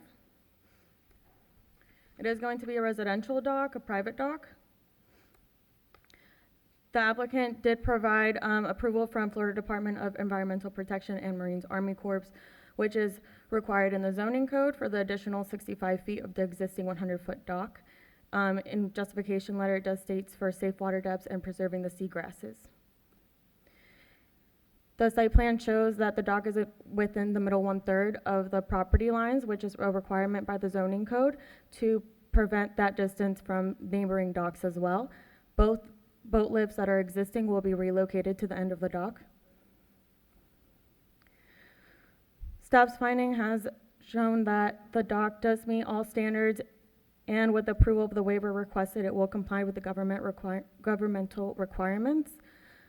The required length is 100 feet per the zoning code. The proposed is 165 feet with a waiver requested of 65 feet. 65 feet. Here are some, as you saw in the applicant's application as well, presentation, excuse me, the docks that were previously approved in City Commission as well with the Class A to the neighboring neighborhoods are provided in the screen in front of you. Planning Board did approve 7-0 on September 19th meeting, and staff is recommending approved with the conditions in front of you under Resolution 25323. Any questions? Very good. Thank you for that presentation. Questions for staff? Commissioner Fox? Thank you very much. I know I asked this in agenda review, but just I think now that we have several approvals of docks over 100 feet, and we keep hearing that the seagrasses are harmed if we have a dock that is 100 feet, then it seems as if we might want to consider changing that on our own, because I think now that we're approving them, everyone was coming for a larger than 100-foot dock, and so I just want to go on record that I feel like it's something that our staff might investigate internally as to what the impact of the seagrass is and whether or not we should just be moving forward with a different standard going forward. Yes, Planning and Zoning Administrator Angela Van and Development Services Director Richard Green have been speaking about changing the code. As of right now, it has not been amended or spoken about how much to change it to. It is not staff's requirement to observe the seagrass preservation, so that is something that Marine Army Corps does, which is why it's required in the zoning code that they receive approval from them. But even if we had it in the code, wouldn't it require Army Corps of Engineer approval as well as? Correct, yes. Yeah, they still have to get those letters. Okay, Commissioner Peduzzi? I'm in agreement that we need to look at maybe changing our code so that, I mean, you can look at how many are in front of us here today, and I have a feeling that number is only going to increase. And as the mayor pointed out, it's still going to require Army Corps approval. But if we know, and we have a good idea based upon what we've seen come in front of us, that we probably can add an extra 100 feet to our current code and probably, obviate the need for people to come in front of us all of the time. And there's 4 of them here tonight, I believe, so. Right, yes, yeah, staff is aware that there are a lot of docks that do come through for a special special use permit for a Class A. Richard Green, the Director of Planning and Director of Development Services, has talked about that he will look into it. All right, thank you. President Warren? I'd simply like to say that I agree with my colleagues' comments, and I think that looking into it, that we should look into it sooner than later and make it actually be something that we do instead of this being an issue that comes before this body on a regular basis, because it's clear that this is the language that people are using as they're presenting their requests to us. So let's take that into consideration and be proactive. Understood. Any, Commissioner Ward? I think my only hesitation with setting a specific parameter is that because, I was trying to, if you could go back to the slide showing the other docks to the south in particular, depending on where seagrass is the important aspect of this in marine life. And so if you do something arbitrary, you never know where that seagrass is going to be. So when we're changing our code, are we doing what the developers are doing and having divers go in and assess the, what's underneath there? Or are we going to make another arbitrary, just 200 feet? I think that that's misguided as well. But could you just go, sorry, to answer so to go back to my original question, I just wanted to follow up on that, was to the south, all those are a lot shorter, but there wasn't a seagrass problem? They all received a Class A special use permit. I'm not sure what their justification statements were. This applicant has stated that the seagrass preservance and the safe water is their justification statement and has been approved by Marine Corps and Florida Department of Environmental. I'm not sure what the other applicants have presented in terms. Mayor, if I may? Yes. Rick Green, Development Services Director. I'll be quick. The zoning code requires that docks are a Class A special use permit. So even if we add 50 or 100 feet to the requirement, it would still come before this body. It would simply not request that particular waiver if they could not meet. So let's say we increase the dock length to 200 and they come in at 190, they would not need the waiver, but they would still have to come in for a Class A special use permit. So we'll still look at maybe increasing that standard so they don't have to seek that waiver. But it's still a Class A unless we get direction from the commission that you would like us to approve that administratively if they meet all requirements. Otherwise, it would come before you as a Class A. Thank you. Okay. Can we focus on the issue at hand and approving this doc or not? I mean, we're not going to change staff's mind, so can we get through this agenda, please? Yes. Yes, yes, we can, but I do have an additional comment, and that is, that I would like to ensure that whatever recommendation comes forward is an informed decision and not an arbitrary one based off of the information that you're able to gather that would warrant a revision to the current language. Staff doesn't do arbitrary. That's an insult to them, please.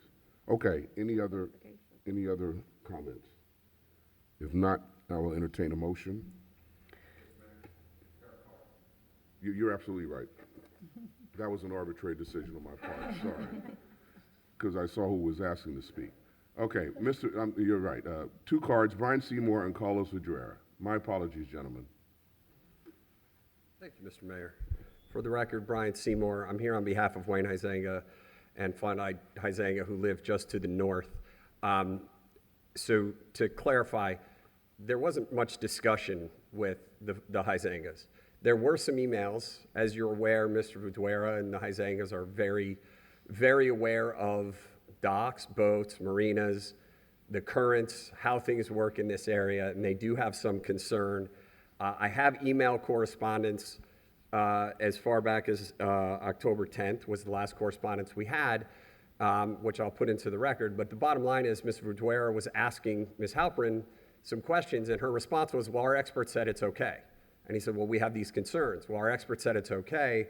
The last thing was, thank you, Ellie. Despite our extensive experience in marina design, it's never too late to learn something new. Please kindly provide the attestation of safety from the engaged professional, and we'll be happy to reconsider our position. We received no response. The Huizengas are not looking to say no dock whatsoever, and Mr. Vidrera will be able to explain why this is. All they're asking is that it be dropped back so it's even with the dock that the Huizengas have now. And I question the whole concept of the seagrass issue, because if you have an existing dock, which it shows that they do, and they have an existing boat, the seagrasses would have already been affected. So I'm not sure why they need to change that based on seagrasses. I grant you, there are seagrasses all over the place here. I'm going to be presenting a dock, there's seagrasses. But if you already have the dock and you already have the boat, how is it that you haven't already impacted the seagrasses? That hasn't been explained at all. But the bottom line is, there's also a couple of pictures that we have that what Ms. Halpern has proposed is a line to the dock to the north of the Huizengas to be out that far past the Huizengas dock. And all we're asking is be consistent with the length of the Huizengas dock, which Mr. Vidrera will explain, allows the boat that comes into the inside of the Huizengas dock to be able to navigate without the risk of hitting a boat that's further out into the channel. This is not an issue of how far it is to the channel per se. We just want that even. It's not saying nothing. We're just saying tailor it back a few feet so that it's even with the dock that the Huizengas have. It's still longer because there is a cut in to the seawall there, or to the shoreline. I'm not sure whether it's a seawall or shoreline. But that's all we're asking for tonight. So we would ask that you approve it, but only to the extent and with a condition that it does not exceed the length of the Huizengas dock. And I'll go ahead and hand this to the clerk. All right. Mr. Vidrera, any question? Well, no, he's not. He's just 3 minutes. Mr. Vidrera, 3 minutes. Mayor James and esteemed commissioners, probably not the most important thing we're going to talk about ever from this dais, but Introduce yourself by name. This is Carlos Vidrera, representing the owner at 3100 North Flagler. The issue that we were trying to work out with Ms. Halpern was the navigational access to this dock. We think it'd be much, much safer if instead of going 65 feet beyond the limit, if it was only 50 feet. We thought that it would have the same utility value and probably have very similar impact to seagrass. But what it allows you to do is, just like any parking space, you do not want to have parking spaces that are jagged and trying to get in there, especially at night. And so it would be optimal if the two docks are even on both sides. So if you drew a straight line from the two docks to the north and to the south and extend it that far. The dock that they just put in at 3100 is a brand new dock. We did not come for this change. So I think it'd be a good idea to get the code in the future to be more consistent with whatever you're intending on doing. But it is not simply a matter of just the seagrass. You also have to consider the navigational impact and the existing conditions. All right, Ms. Halpern, do you want to respond to?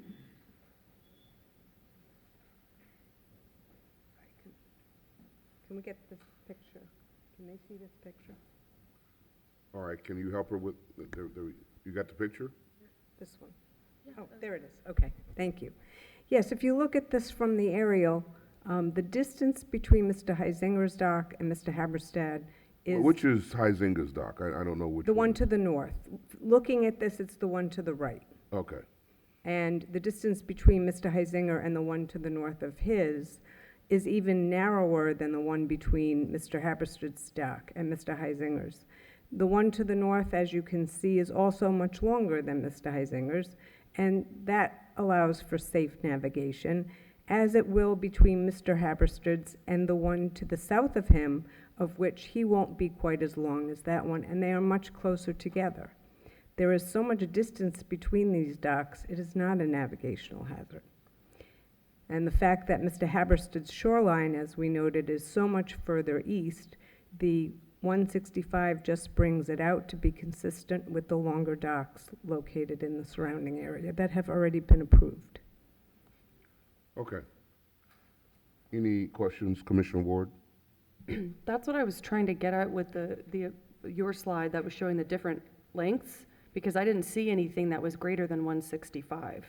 And No, I get that you're pushed back a little bit to the west, not to the east, but I thought you had said in your original presentation that you were going to be shorter because you are pushed back west. Correct. When this comes out, the additional 65 feet, I believe it's still 5 feet shorter than the dock to the south, and it is longer than Mr. Heisinger's, but there's a much greater distance between the docks to allow for safe navigation.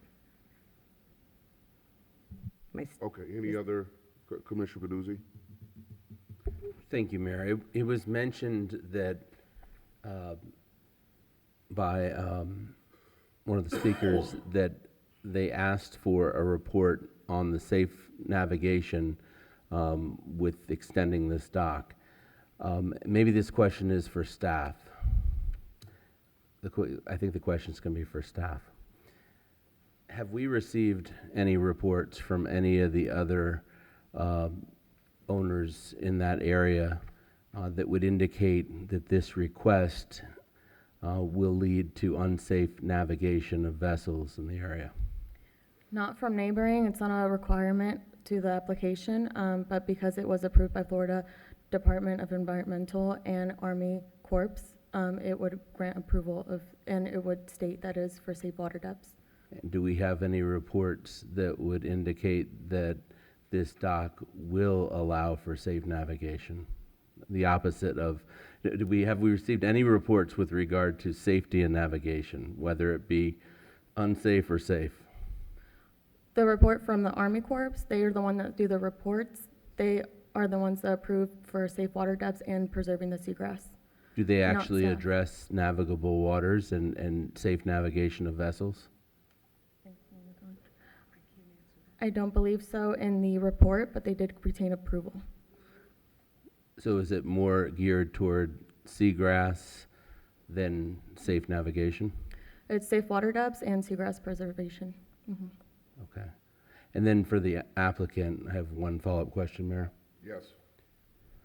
So there was talk about seagrasses, and currently there's a dock there, and presumably the dock is over the seagrasses currently. And it's going to be Right. relocated further out away from that seagrass. Right. Is that the only reason that you're requesting this special use permit, the waiver, for the length, or does it also have to do with the water depth and navigability of a water certain depth, and size it's vessel? going to allow for the addition of a second boat lift. There's going to be a second boat lift put at the end of the extension of the new dock. And I did also forget to note that there were 3 letters of support from neighbors that were submitted and are in your report. Thank you. Okay, any other, Commissioner Ward? So just knowing that, you got to be neighbors for the remainder of this period of time, what's the rationale behind not just wanting to budge on 10 feet when you're pushing out, when you already have an existing dock, you don't know about navigation. It's actually 15 feet. Okay. And it would make it shorter than the dock to the south.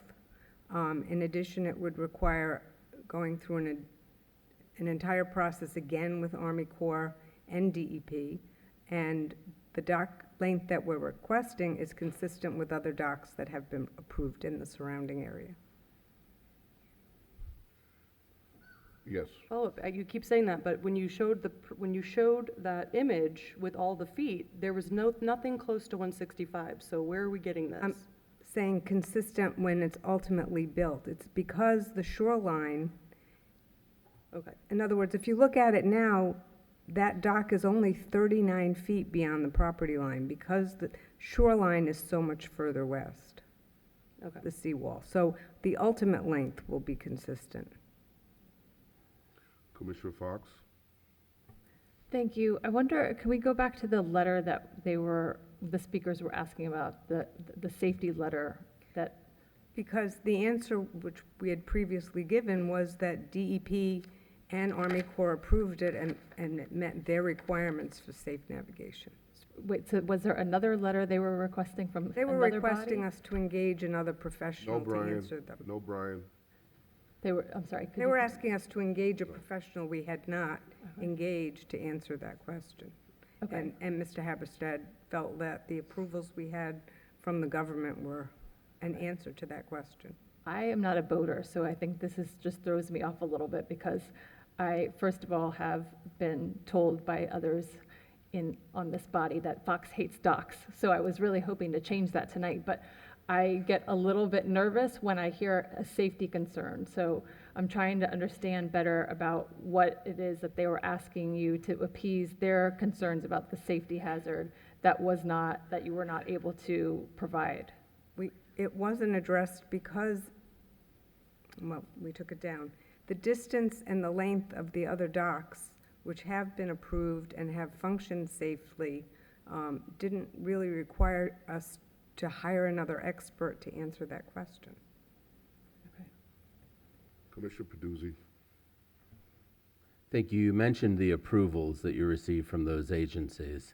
So the question I have is if this commission sees fit to have you dial back the length, that 15 or so feet, would that require a new approval or a new application process, if you know that? Staff, do you have an answer to that? We had to, yes. Yes, that would require a new application process as long as they get approval from FDP and Marine Army Corps. So, follow up, Mayor? Yes. So if we have them dial it back a number of feet, it's going to require a whole new application and a new approval process? I mean, I would think that. You just asked it. See, she answered it. I'm sorry, Mayor? Can you just answer that question? Yes, it would. Yeah, it just doesn't make a whole lot of sense because I think they're approving the length and the fact that it's going closer to navigable waters, I would think, and that I'm just surprised that they require a new approval process. But if you're sure of that, I'm fine with it. Yes, that would require a new approval process. And I think the important thing is that the applicant has met the appropriate standards that are in the statute. There's nothing in there saying you should have navigable waters with your neighbor. Correct, Mayor. So I don't really want to get into the middle of a, put this politely, middle of a dispute between two neighbors over something that wasn't required by the statute. Correct. Yeah, the application complies with all the standards in the zoning code. Neighbor feels it's too close. It's not. I don't want this body to devolve into that kind of argument. If they met the standards, then that should be the basis for our decision. Any other questions? All right, it's all the cards. No other comment. I will entertain a motion. Mayor? I'm going to make this motion, but it's because of precedence. I hope that they can try to figure this out, and if there is an issue with safety, that it's resolved. I move to approve resolution number 253-23 with conditions based on the finding that the petition meets the required standards in section 94-36E3 through 5, sections 94-313A3 and 4, and section 94-273A2 of the City of West Palm Beach zoning and land development regulations. This recommendation is made subject to the following conditions. The dock shall not be used for commercial purposes, including but not limited to providing access to any commercial enterprise, docking a boat for a fee, fishing venture for a fee, marine salvage ventures, teaching or training of any marine-related activity, such as boating, fishing, or diving, and the sale of marine-related products. Prior to the issuance of a certificate of completion for the proposed dock, all mooring slips shall be provided with appropriate connections for portable water and electrical service. It's been moved. Is there a second? Second. It's been moved and seconded. Any other discussion? Hearing none. All those in favor of the resolution, of the motion, say aye. Aye. All those opposed, like sign. Nay. It appears to be approved 5-1. 4-1, I'm sorry. Okay. Motion passes 4-1. Thank you. All right. Item 9.3. Resolution number 258-23, a request by Construction Technology, Inc. on behalf of 2914 North Flagler Drive for a Class A special use permit with a waiver to allow for a dock that extends beyond 100 feet of the subject property located at 2914 North Flagler Drive.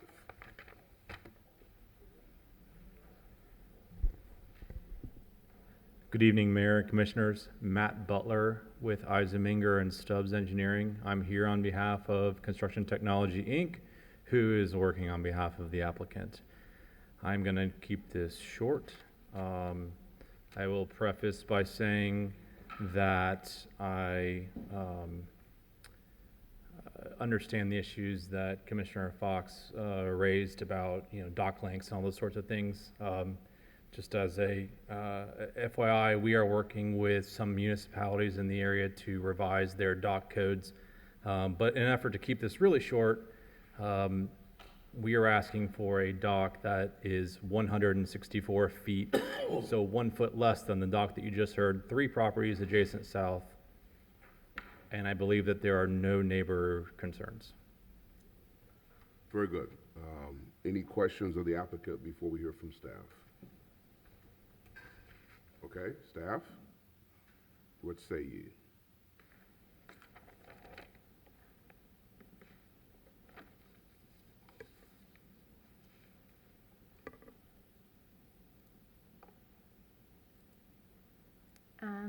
Good afternoon, Mayor and Commissioners. Alexis Anglier, planner for the record.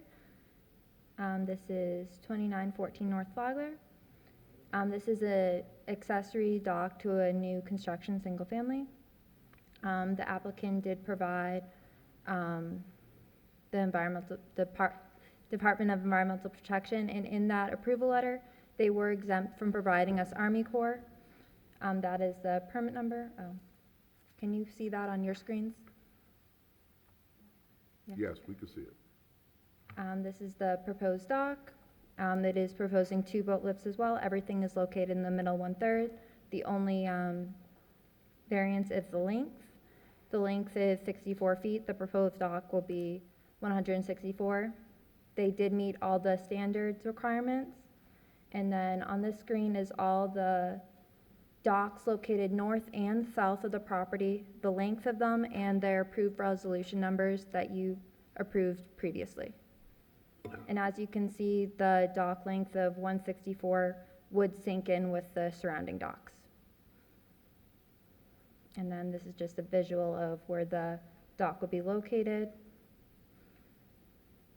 Planning Board did approve this 7-0, and staff is also recommending approval for this resolution. Are there any questions for me? Very good. Any questions for staff? Okay, thank you. We don't have any cards on this one? Madam President? Madam President, do we have any cards on this one? Okay.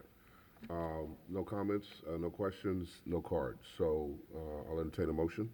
Mayor, move to approve resolution number 258-23, approval based on the findings that the petition meets the required standards in section 94-36E3 through 4, sections 94-31-3A3, and sections 94-273A2 of the City of West Palm Beach zoning and land development regulations. Second. It's been moved. Is there a second? Second. Moved and seconded. Discussion. Hearing none. All those in favor say aye. Aye. Aye. All those opposed, like sign. Hearing no opposition, motion passes 4-0. Okay, 9.4, public hearing of resolution number 266-23, a request by Brian M. Seymour Esquire and John P. Roach, AICP of Gunster, on behalf of 1911 North Flagler Drive Associates LLC and 1919 North Flagler Drive Associates LLC for a Class A special use permit to construct a 7-slip dock accessory to the Alara mixed-use development generally located east of North Flagler Drive between Pine Street and Butler Street. Mr. Seymour.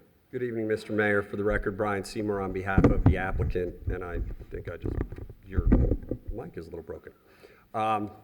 We have with us tonight Victor Scala and Chris Schlank, who are representatives of the applicant, as well Mr. Butler, who you just heard from, who's also the engineer, Eisminger and Stubbs, who looked at the seagrasses.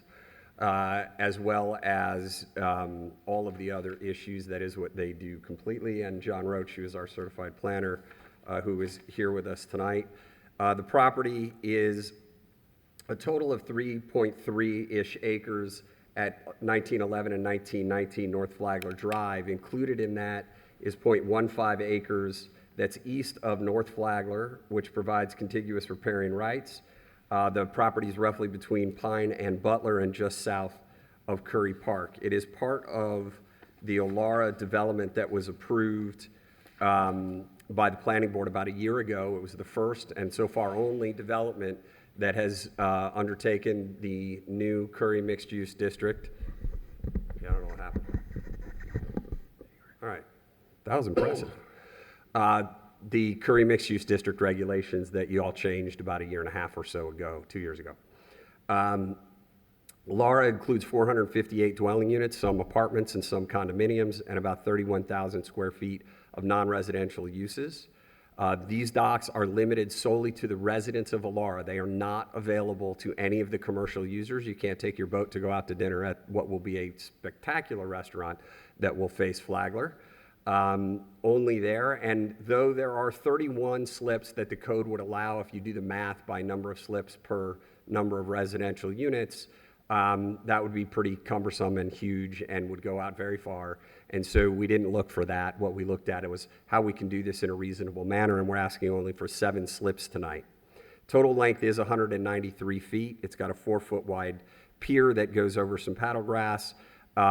There's a 6-foot wide pier that extends to 117 foot long terminal platform and ending in a 6-foot wide terminal platform at the very end.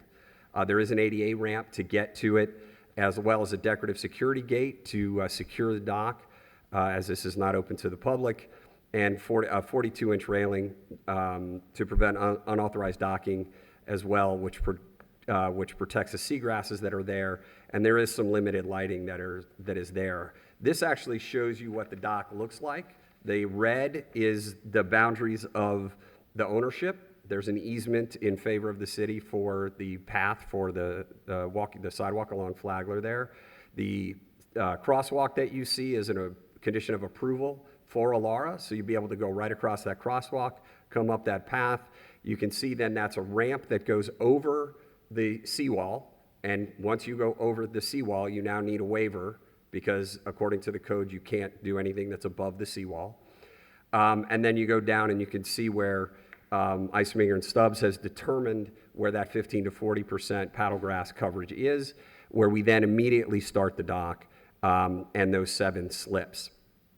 So it's really 7 docking facilities there. That purple line is an important element because that purple line represents a cable rail that goes along there so that you cannot dock boats on the outside.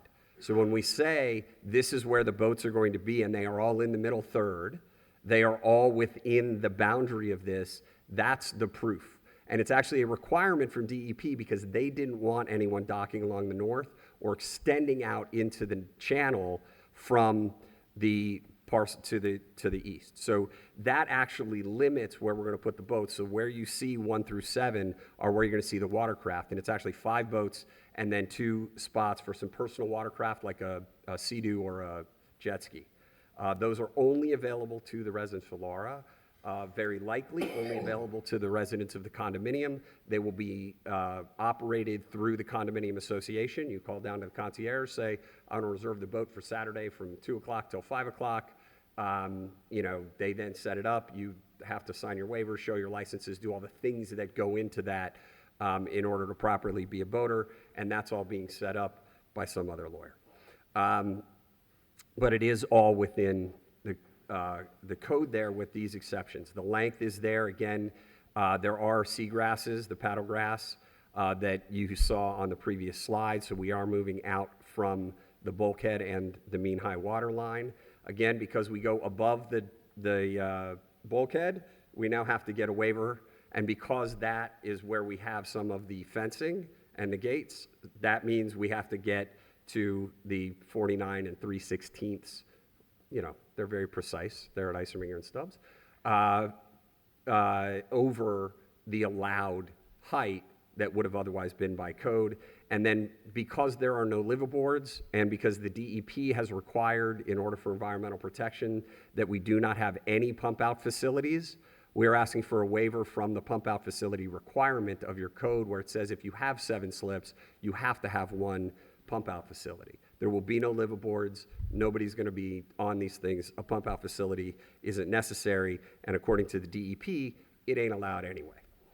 The dock is consistent with what you've approved and what exists. There's really nothing nearby it in any way, shape, or form.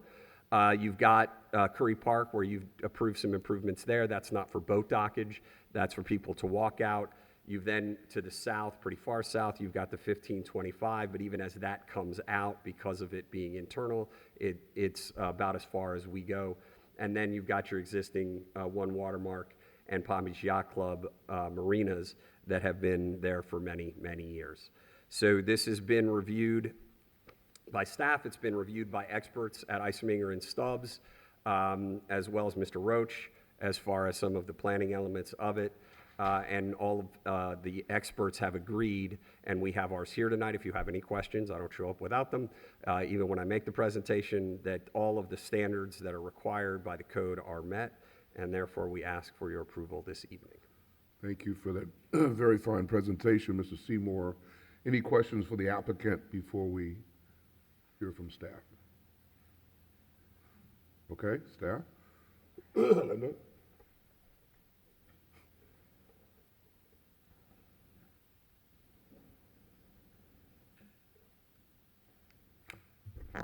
Good evening, Mayor and Commissioners. Linda Louie, Principal Planner for the record. So the applicant presented a thorough presentation, so I am just going to jump to staff's recommendation.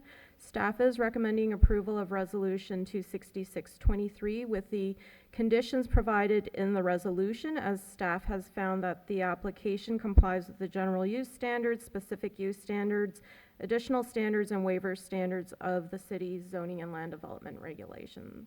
And that concludes staff's presentation. Very good. Thank you. Any questions for staff?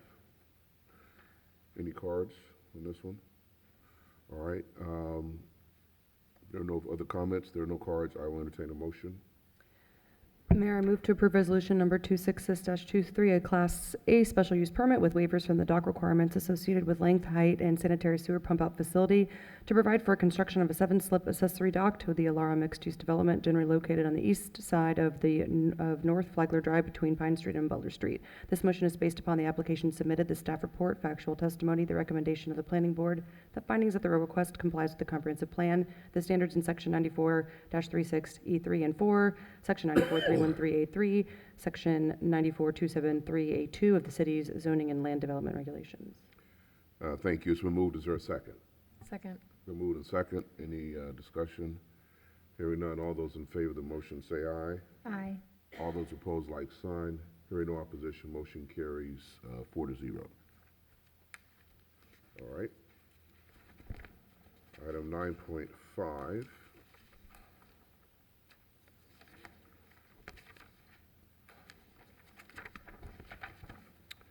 Public hearing of resolution number 285-23, a request by John Dickinger on behalf of Gary C. Lockman for a Class A special use permit for the construction of a boat lift outside of the middle one-third of the subject lot located 4417 South Flagler Drive within the single-family low-density SF7 residential zoning district. Good evening, Mr. Mayor. Thank you. My name is Dale Abbott. I'm here in lieu of John Dickinger. Oh, okay. I'm here representing Gary Lockman, who lives on South Flagler Drive. Mr. Lockman has a current pier, 75 feet long, so we don't have any issues with length. He's got two boat lifts, one on the north side of the pier, one on the south side of the pier. The one on the south side is kind of old, and he would like to replace with a newer lift. The newer lift will encroach the middle one-third requirement, restrictive requirement, by 4 feet. So we're seeking a waiver to Class A permit to build outside of the middle one-third of the property. Very good. Thank you. Any questions for the applicant before we hear from staff? All right, staff, what say ye?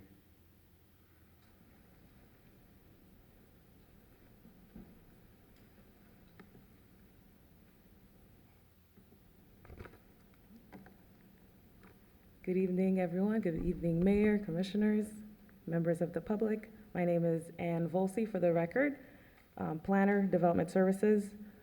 Today I'll be presenting item 9.5. The applicant is requesting a waiver from the middle one-third of the lot. So the address is 4417 South Flagler Drive. It is zone single-family SF7, future land use SF. This property possesses non-contiguous riparian rights, and they have access to the Intracoastal Waterway. So they have obtained DEP approval as well. I'm going to go ahead and show you the existing conditions. So on the left, you have the property, the structure, and on the right is the existing dock with the two boat lifts.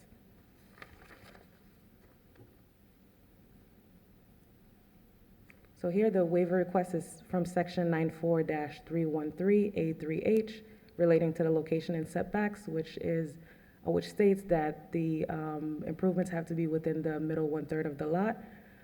So the encroachment will be in the southern property line. So required is 41.66 and proposed is 37.66. The waiver request would be 4 feet. And as you can see in red, the outlined boat lift and the filled in red portion is the encroachment area.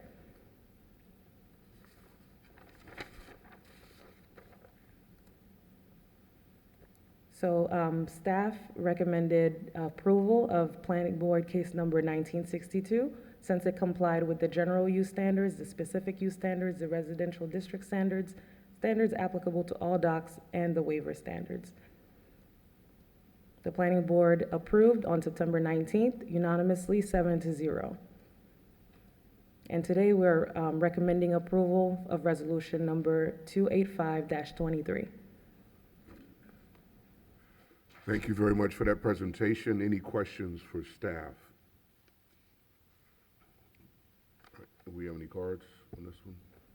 All right, very good. No further comments. I'll entertain a motion. Thank you, Mayor. I just have a comment before I make the motion. My apologies to the applicant. I gave you guys an estimate of what time the last item on the agenda would come up, and I was very wrong on that estimate. So thank you for staying with us through the meeting. Mayor, I'd like to make a motion to approve resolution number 285-23, a Class A special use permit to allow for a 4-foot encroachment of a boat lift outside the middle one-third of the subject property. This motion is based upon the application submitted, the staff report, the factual testimony, the recommendation of the Planning Board, The findings that the request complies with the comprehensive plan and the standards in section 94-36E, 3 and 4, sections 94-313A3 and section 94-273A2 of the city's zoning and land development regulations. Very good. It's been moved. Is there a second? Second. Been moved and seconded. Discussion. Hearing none. All those in favor say aye. Aye. All those opposed, like sign. Hearing no opposition, motion carries unanimously. Thank you very much. Okay, now it's time to go to public comment. And we do have one card that did not wish to speak. Rosie Gekas, who says, "It is my understanding we elect leaders to represent the citizens. I've reached out a few times by email and phone calls to my local commissioner, and I have yet to receive a return call and email. I'm not the only citizen that has not received acknowledgement to our emails and calls." Thank you. Okay. All right, I'm going to call out 4 names, and if you start making your way toward the podium. Susan Brokaw, Ira Jacobson, Rachel Littiger, and Charles Wilner. Susan Brokaw. All right. Ira Jacobson.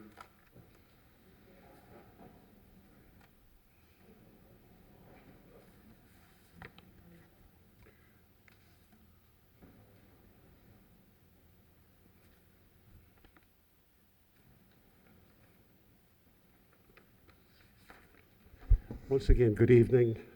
Ira Jacobson from North Palm Beach.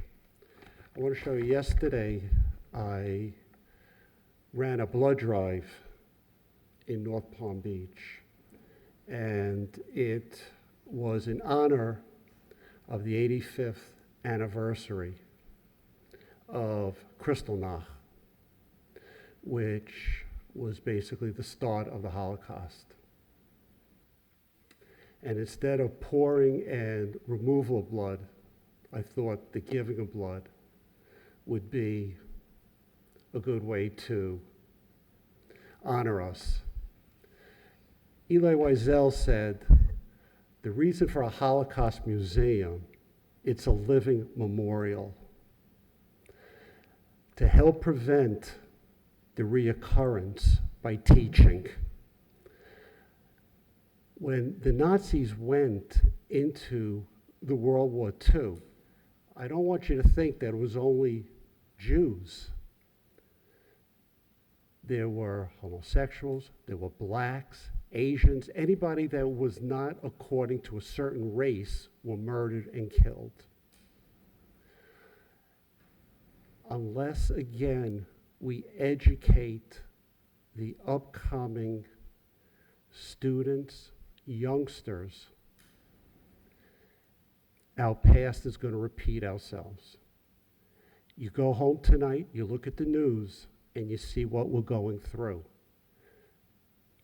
Race, creed, religion in the United States should not be from fear. And unless we do something to prevent this, there's going to be blood, just like Kristallnacht 85 years ago. I told you a story 6 months ago when I was here. The Rebbitzin, the rabbi's wife of my synagogue, right down the block, was going to services on a Saturday and was shot in the head dead. This was way before what's going on in the Middle East. Students at universities, University of Florida, Central Florida, are scared to stay on campus. University of Miami are scared to stay on campus. I hope you're reading this. And if I have to come back again, and we'll discuss it again, but we need your help. We need a location. We need a place. You know about the Holocaust. You read the papers. You see what's going on. I know you do, but I don't know where to go from here. And the reason you are in this position is elections, and we elected officials to help protect the people. Thank you very much. Rachel Littiger. All right, Rachel. Charles Wilner.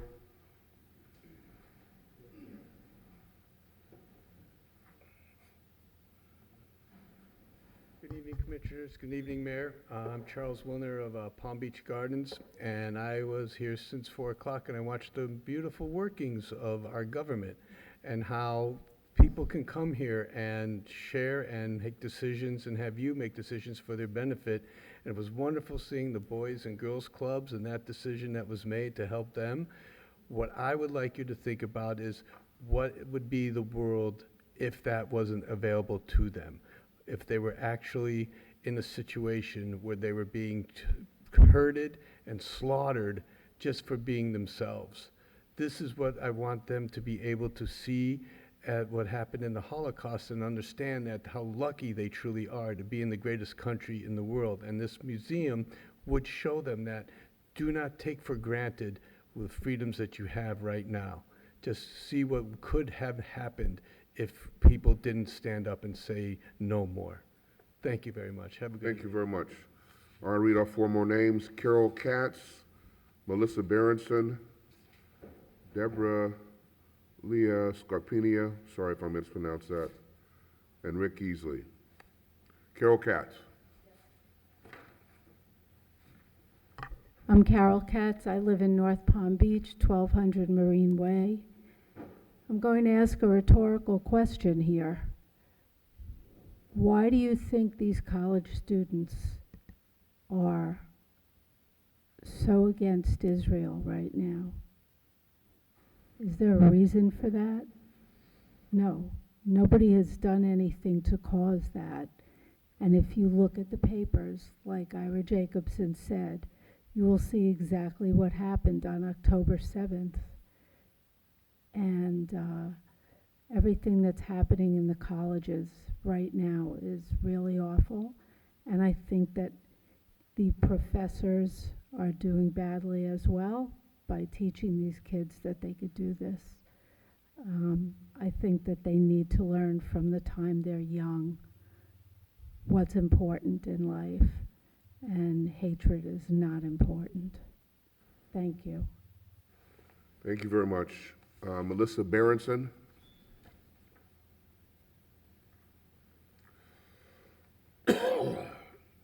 Hi, I'm Melissa Berenson of Jupiter, Florida. I'm back. We are all diehards here. A lot of the people that you recall, we had the whole back row. We didn't realize this would be such a long meeting, so a lot of people did have to leave. I would like to start by saying I've learned a lot tonight by listening to everything, which was great. And I didn't sign up for the Boys and Girls Club comment section, so I would like to say I personally support that, and I think it's an incredible program. And we talked about education when you were talking about the Boys and Girls program and how it is so important, and the Boys and Girls program is important for that. And education is the most powerful tool we have to combat ignorance and bigotry. And by providing a tangible space for learning and reflecting, we can ensure that the lessons of bigotry and hatred aren't continually perpetuated. So think about having that Holocaust museum or memorial here, an education center here. Think how it can impact the 20 Boys and Girls Clubs that you have here. Think about how they can do programming and help young boys and girls here have intercultural relationships, interfaith relationships, and understanding and bridging some of those gaps and working together. We're not looking at a Holocaust museum as its own separate entity. We're actually looking to integrate with the community, work with the community, whether it be the schools, Boys and Girls Clubs, churches, private community, the government. So we are asking, and again, I'm a little new at this, how we work with the city council. I don't know if I'm allowed to call anybody to talk how we can do and what we can do to move forward, because I know we keep coming here and making statements, but we definitely feel that this is something very important for the education, not only of West Palm Beach, but of Palm Beach County. And a museum here with the memorial would also bring in tourists. Most Holocaust museums are visited by tourists. Money is spent then downtown in your restaurants and your hotels. People come to see memorials and museums. So it's a benefit also to the community economically, as well as from an education standpoint. and for us to really build bridges of understanding between our different communities. So I thank you very much for your time and for learning a lot about docks tonight as well. I thought that was incredible. I didn't know I'd learn so much, but I really think having a museum and a memorial here would really benefit West Palm Beach and Palm Beach County as a whole. So I thank you, and I hope you have a good evening tonight. Thank you. Thank you very much. Deborah Leach Scopinia. Is Deborah here? Rick Easley.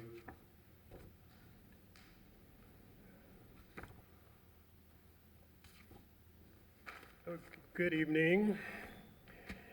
During the summer of 2022, our organization had to appear before you to get fairness and equity for the residents surrounding Gaines Park tennis facility.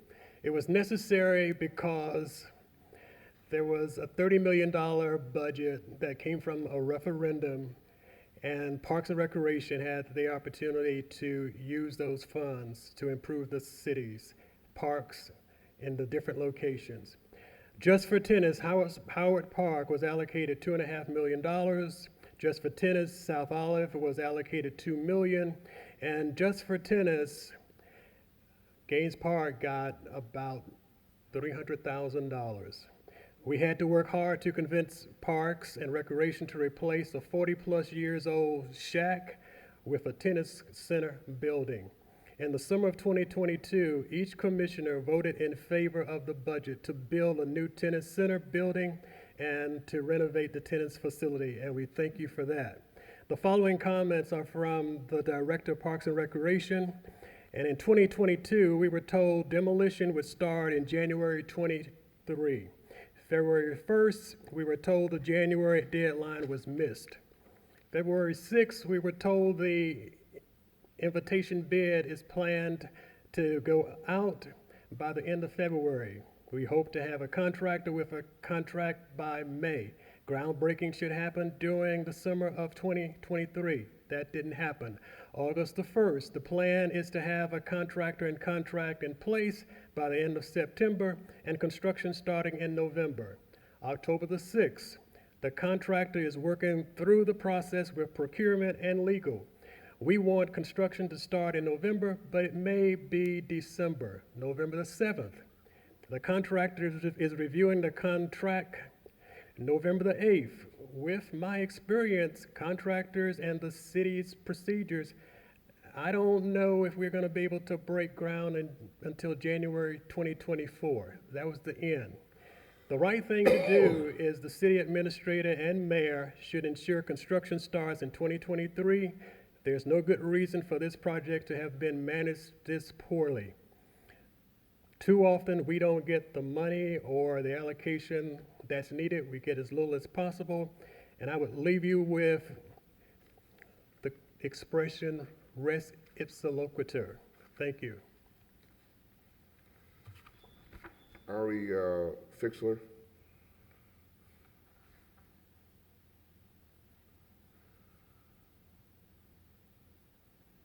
Good evening, Mr. Mayor, City Commissioners, Ari Fixler, on behalf of the Holocaust Museum. I call on the city, rise to the occasion. You really have to do it. And it's not me that's going to say this. If you look at the statements from Yad Vashem in Israel, they've called on world leaders, including local governments, to not use words, to start using actions. The consequences are great. Did anyone from the city commission or did the mayor visit other Holocaust museums in America? I know I did. If you take a look at the programs, you take a look at the people that are there on Sundays and during the week, and then you take a look at what's happening now on college campuses. What are the consequences of semester after semester having a county and a city that's basically the seat of the county not addressing something that many other cities have recognized, that is part and parcel of government. So, I can't stress anymore the importance of giving that mandate to the CRA and to whoever else is necessary to come up with the appropriate solution to finally be able to do this. And I emphasize, and I'm sure you know this by now, we're not starting from scratch. We have all our artifacts, we have all our material just a matter of coming here and having the right location, a safe location, but a location that's also visible. And just on top of my head, I remember I've been consulting with another museum in Los Angeles who told me they're spending now over $20 million to make them more visible. It's a problem. It's a problem that museums that were constructed years ago, they recognize it's a problem now. So we have to address these problems, be forward-thinking, and understand the right location and the tremendous asset. It's not going to cure anti-Semitism, but the consequence, again, having semesters pass where the students don't have this, the parents don't have this, is really unjustified. So again, I make that call. Thank you very much. Thank you very much. Michael Cleveland.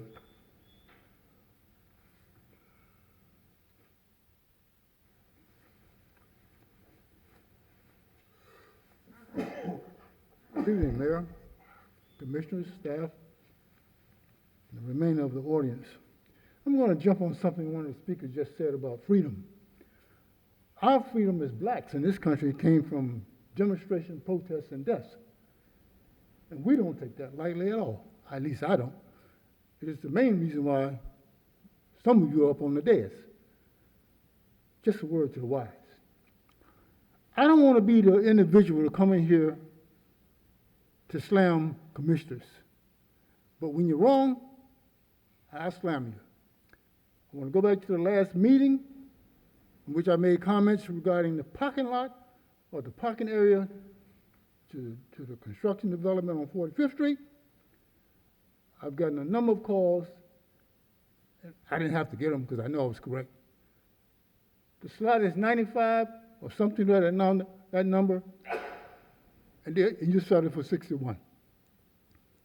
My comments were simply said, why leave them out? So I don't want to be slamming anybody, but the commissioner made those comments. I got a trump card.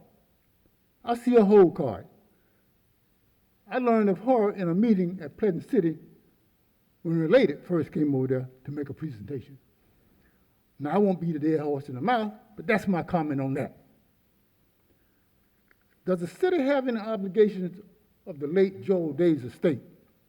I passed by there a week ago, and it's really in a bad array, disarray. I'm not sure who does the maintenance there, but certainly there's some code issues and the deterioration of the estate. It needs to be addressed.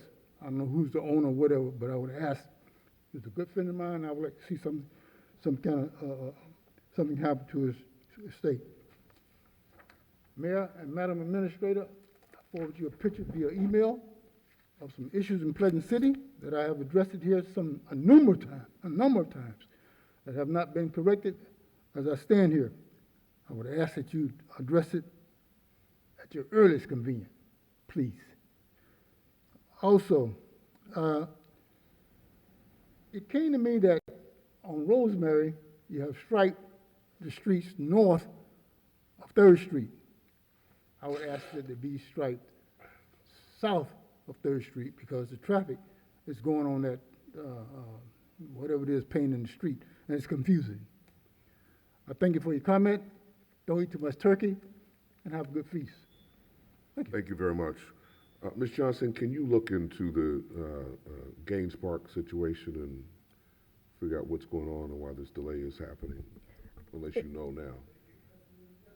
Yes, Mayor, I will, but I will like to remind you that there was, a delay in that project in that it had a $5.6 million gap over what was budgeted, and then we had to find the funding.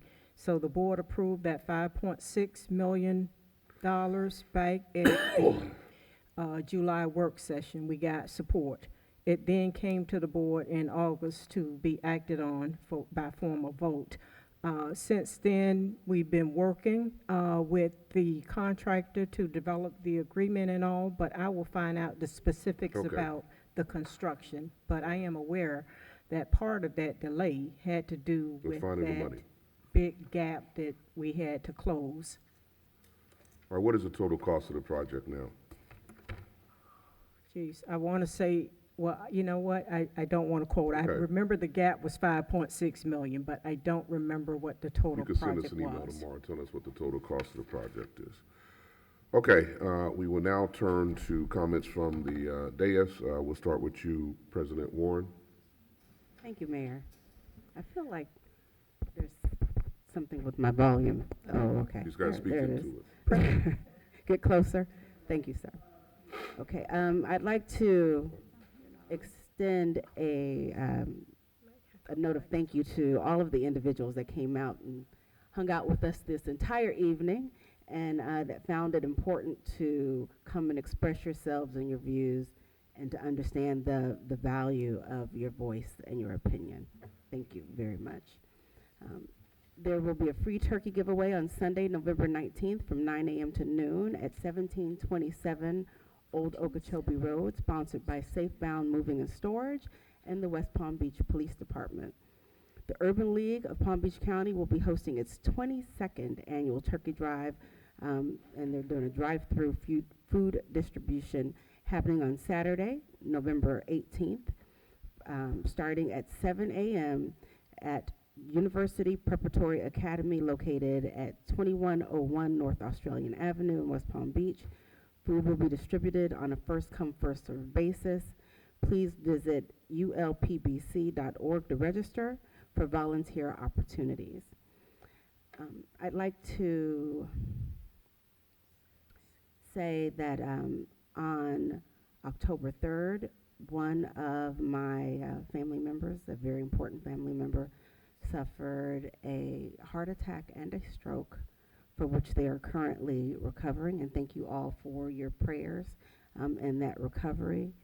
On November the 2nd, I lost a very dear friend of mine that also suffered from a heart attack, who we had Mr. Clinton B. Forbes, and thank you to our Madam Administrator for delivering comments and condolences on behalf of the city of West Palm Beach at his celebration of life.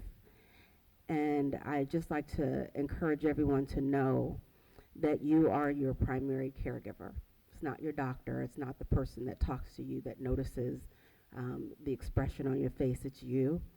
And you have to really and truly listen to your body and do the things that are necessary to ensure your best quality of life. And I encourage you to take off the capes that we often wear when we prioritize everyone and everything above ourselves and our health and well-being. And you've heard me speak often about work-life balance and how important it is. And I'd like to say that I believe that life-work balance is important and that we have to prioritize the people that mean the most to us and the moments that mean the most to us, because there are no guarantees. And during this time of gratitude, as we approach Thanksgiving, I just want us to stop to appreciate all of the little things and to practice mindfulness, and even to perhaps have a gratitude journal in the event that you do not already. And I would like to just take this time to say that you are in control of your choices. Please do everything that you can to make the best choices possible. And if you smoke, please consider all things necessary in order to stop smoking, because that is one of the single most detrimental things that people can do that is harmful to their health. And I, in closing, would like to wish my colleagues, the city staff, and all West Palm Beach residents a very thankful, thanks-filled Thanksgiving. Thank you, Commissioner. Commissioner Lambert. Thank you. On that Thanksgiving and just being thankful thread, I want to say one of the things that I really enjoy the most about being a city commissioner and serving with all of you is the opportunity that we get to celebrate with residents from every neighborhood and every community within the city of West Palm Beach. And I've had the opportunity to celebrate Temple Israel and their members this weekend. They celebrated their 100th anniversary, and my husband Monty went with me, and we looked at each other during the event, and we were having so much fun. And we know we go to a lot of these events, and you know, sometimes it seems like wash, rinse, and repeat sometimes, but this really felt like a family reunion. And it's just really wonderful to be able to celebrate with everybody in our community, and 100 years in this community. I know we heard that many of their members come and speak to this commission just a few commission meetings ago. And I'm happy to say that that wasn't just something they put on here in the chambers. They really are that happy and thankful and united. And Mayor, I'll be sending some information to your office, to the city administrator, because I'd love to see this administration provide a proclamation for their 100th anniversary if possible. And just want to wish everybody a happy Thanksgiving. I thought we had, but yeah, please send that on. Commissioner Ward.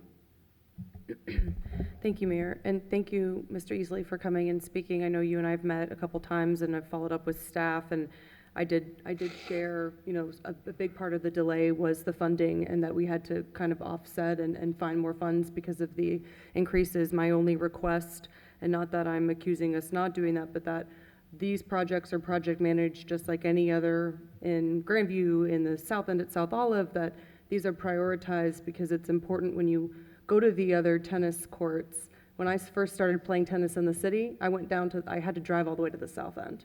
And I think it's telling for a lot of the residents that I continue to hear, I gotta go outside my neighborhood to do anything and be proud. And so I just wanna make sure that we are focusing and righting somewhat of a wrong, and that there's balance here, and that if we're short on staff, which I know that we continue to be, that we make sure that these neighborhoods are prioritized in the way that they should be. So thank you again for coming. I would also like to share that Pleasant City Community Center is hosting the 32nd Annual Share a Supper on Tuesday, November 21st from 4:30 to 6:30. I'm going to be out of town, but I'm happy that it's being held there. I think that community center is fantastic. And Digital Vibes is in partnership with Extraordinary Charities, will be collecting toys for over 3,000 children during their annual Jingle Jams community outreach holiday gift giving event. That's a mouthful. Those interested in participating can do so by purchasing a new unwrapped holiday gift and dropping it off in their designated holiday box located at the Digital Vibe Studio at 526 Northwood Road. It's a very colorful building. You cannot miss it. Drop-offs are from November 10th to December 6th, Monday to Friday from 10 to 5. And I know that the free turkey giveaway was already mentioned, but I'd be remiss to not mention, because Officer Buxton mentioned that they're also giving away 25,000 diapers at that same event, which is fantastic. You guys are rock stars. And I think I had something else. Oh, Northwood Village Small Business Saturday. That will be happening on Saturday, November 25th to celebrate small businesses in the area. The affair will take place from 10 a.m. to 7 p.m. Make sure you can make it. And I also want to wish everybody a wonderful Thanksgiving. It's a fantastic holiday where you don't have to give anything. You just show up and be thankful. It's fantastic. Thanks. Good night. Commissioner Fox.